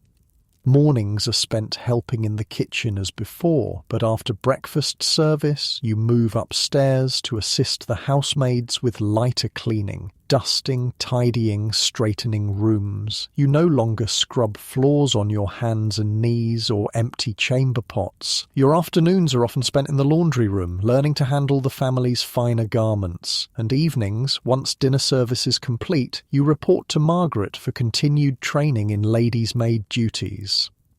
The work is still demanding, still exhausting in its own way, but the variety makes it more bearable. The reduced physical strain allows your body to begin healing from a year of abuse, and the knowledge that you're learning skills that might lead to further advancement gives purpose to the fatigue. "You look different already," Annie comments one night as you return to the attic room after a session with Margaret. "You stand straighter and your hands are changing."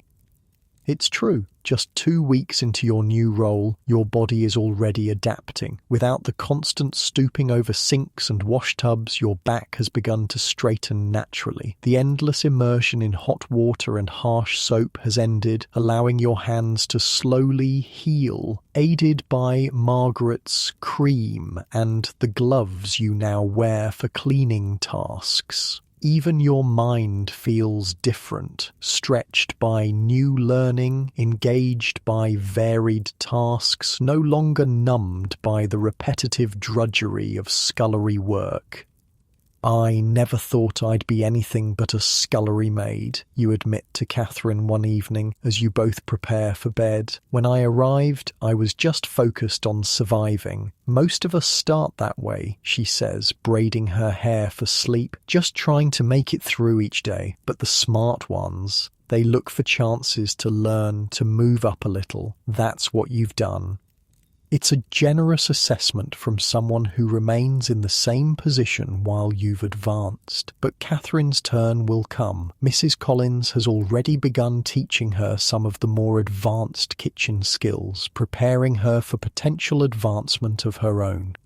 As September turns to October, completing your full year in the Henderson household, you find yourself reflecting on the journey. The terrified Irish girl who arrived at the service entrance 12 months ago bears little resemblance to the person you've become. Still a servant, still part of the invisible machinery of wealth, but with a growing sense of skill, possibility, and self-determination. Your hands will never be the soft, unblemished hands you brought from Ireland. Your back will always carry the memory of endless hours bent over sinks and wash tubs. Your body bears the permanent marks of service, the calluses, the occasional burn scar, the slight stoop that even your improved posture can't fully eliminate. But you've survived. More than survived. You've found ways to grow, to learn, to build connections, to carve out tiny spaces of autonomy in a life designed to eliminate it. You've moved one small step up the long ladder from the absolute bottom, with the possibility of more steps to come. This is the reality of service in America's Gilded Age. Brutal, demanding, often dehumanizing, but not entirely without hope. Not a life anyone would choose freely, but one that millions of women like you endured, navigated, and sometimes even transcended. Behind every glittering Fifth Avenue mansion, every Newport cottage, every lavish dinner party and elaborate ball stood an army of people like you, their youth, health and labour, the hidden foundation upon which the era's spectacular wealth was displayed. History remembers the Vanderbilts, the Astors, the Morgans, their homes preserved as museums, their collections displayed in galleries, their names etched on buildings and streets, but the Catherines, the Annies, the Marys, the invisible hands that made their lives possible, fade into anonymity, their stories untold, their experiences unrecorded, until now. Because while the great fortunes of the Gilded Age have passed into history, while the mansions have been converted to museums or carved into apartments, while the social order that seemed so permanent has shifted and changed, the human experience of those who served remains worth remembering. The exhaustion of 18-hour days, the ache of backs bent over sinks and wash tubs, the bite of lye soap on cracked hands, the cold of attic rooms in winter, the heat of kitchens in summer, the constant grinding awareness of inequality, the small moments of solidarity and kindness that made it all bearable. This was the reality for millions of women whose names don't appear in history books, whose lives were spent making others comfortable, whose stories deserve to be told. As you drift towards sleep in your warm, comfortable bed tonight, so different from the narrow cot in that cold attic room, perhaps spare a thought for Mary and Catherine and Annie, for the invisible army of servants whose labour created the illusion of effortless luxury, for the human machinery behind the glittering facade of wealth. Their reality was harsh, their options limited, their labour exploited, but their humanity, their dignity, their quiet resistance to complete erasure reminds us that behind every grand historical narrative are countless untold stories of endurance, of adaptation, of the fundamental human drive to find meaning and connection even in the most confined circumstances. And as you sink deeper into your mattress, feeling the soft weight of your blanket, the gentle support of your pillow, remember that your comfort, like the comfort of the Gilded Age elite, is built on the labour of others. Unseen hands sewed your sheets, assembled your bed, built your home. The inequality may be less stark, the conditions less harsh, but the fundamental relationship remains. Comfort for some requires work from others. The question is not whether this relationship exists, but whether we acknowledge it, whether we see the humanity in those whose labour supports our lives. This awareness, this recognition of shared humanity across divides of class and circumstance is perhaps the most valuable legacy we can draw from Mary's story, from the untold experiences of millions like her. Now, as your breathing slows and your thoughts begin to drift, let yourself rest, truly rest, in the knowledge that you've glimpsed a forgotten world, touched the lives of those history often overlooks, and perhaps gained a deeper appreciation for both how far we've come and how much remains unchanged. Sleep well in your warm bed, in your private room, in your world of choices and possibilities that Mary could only dream of.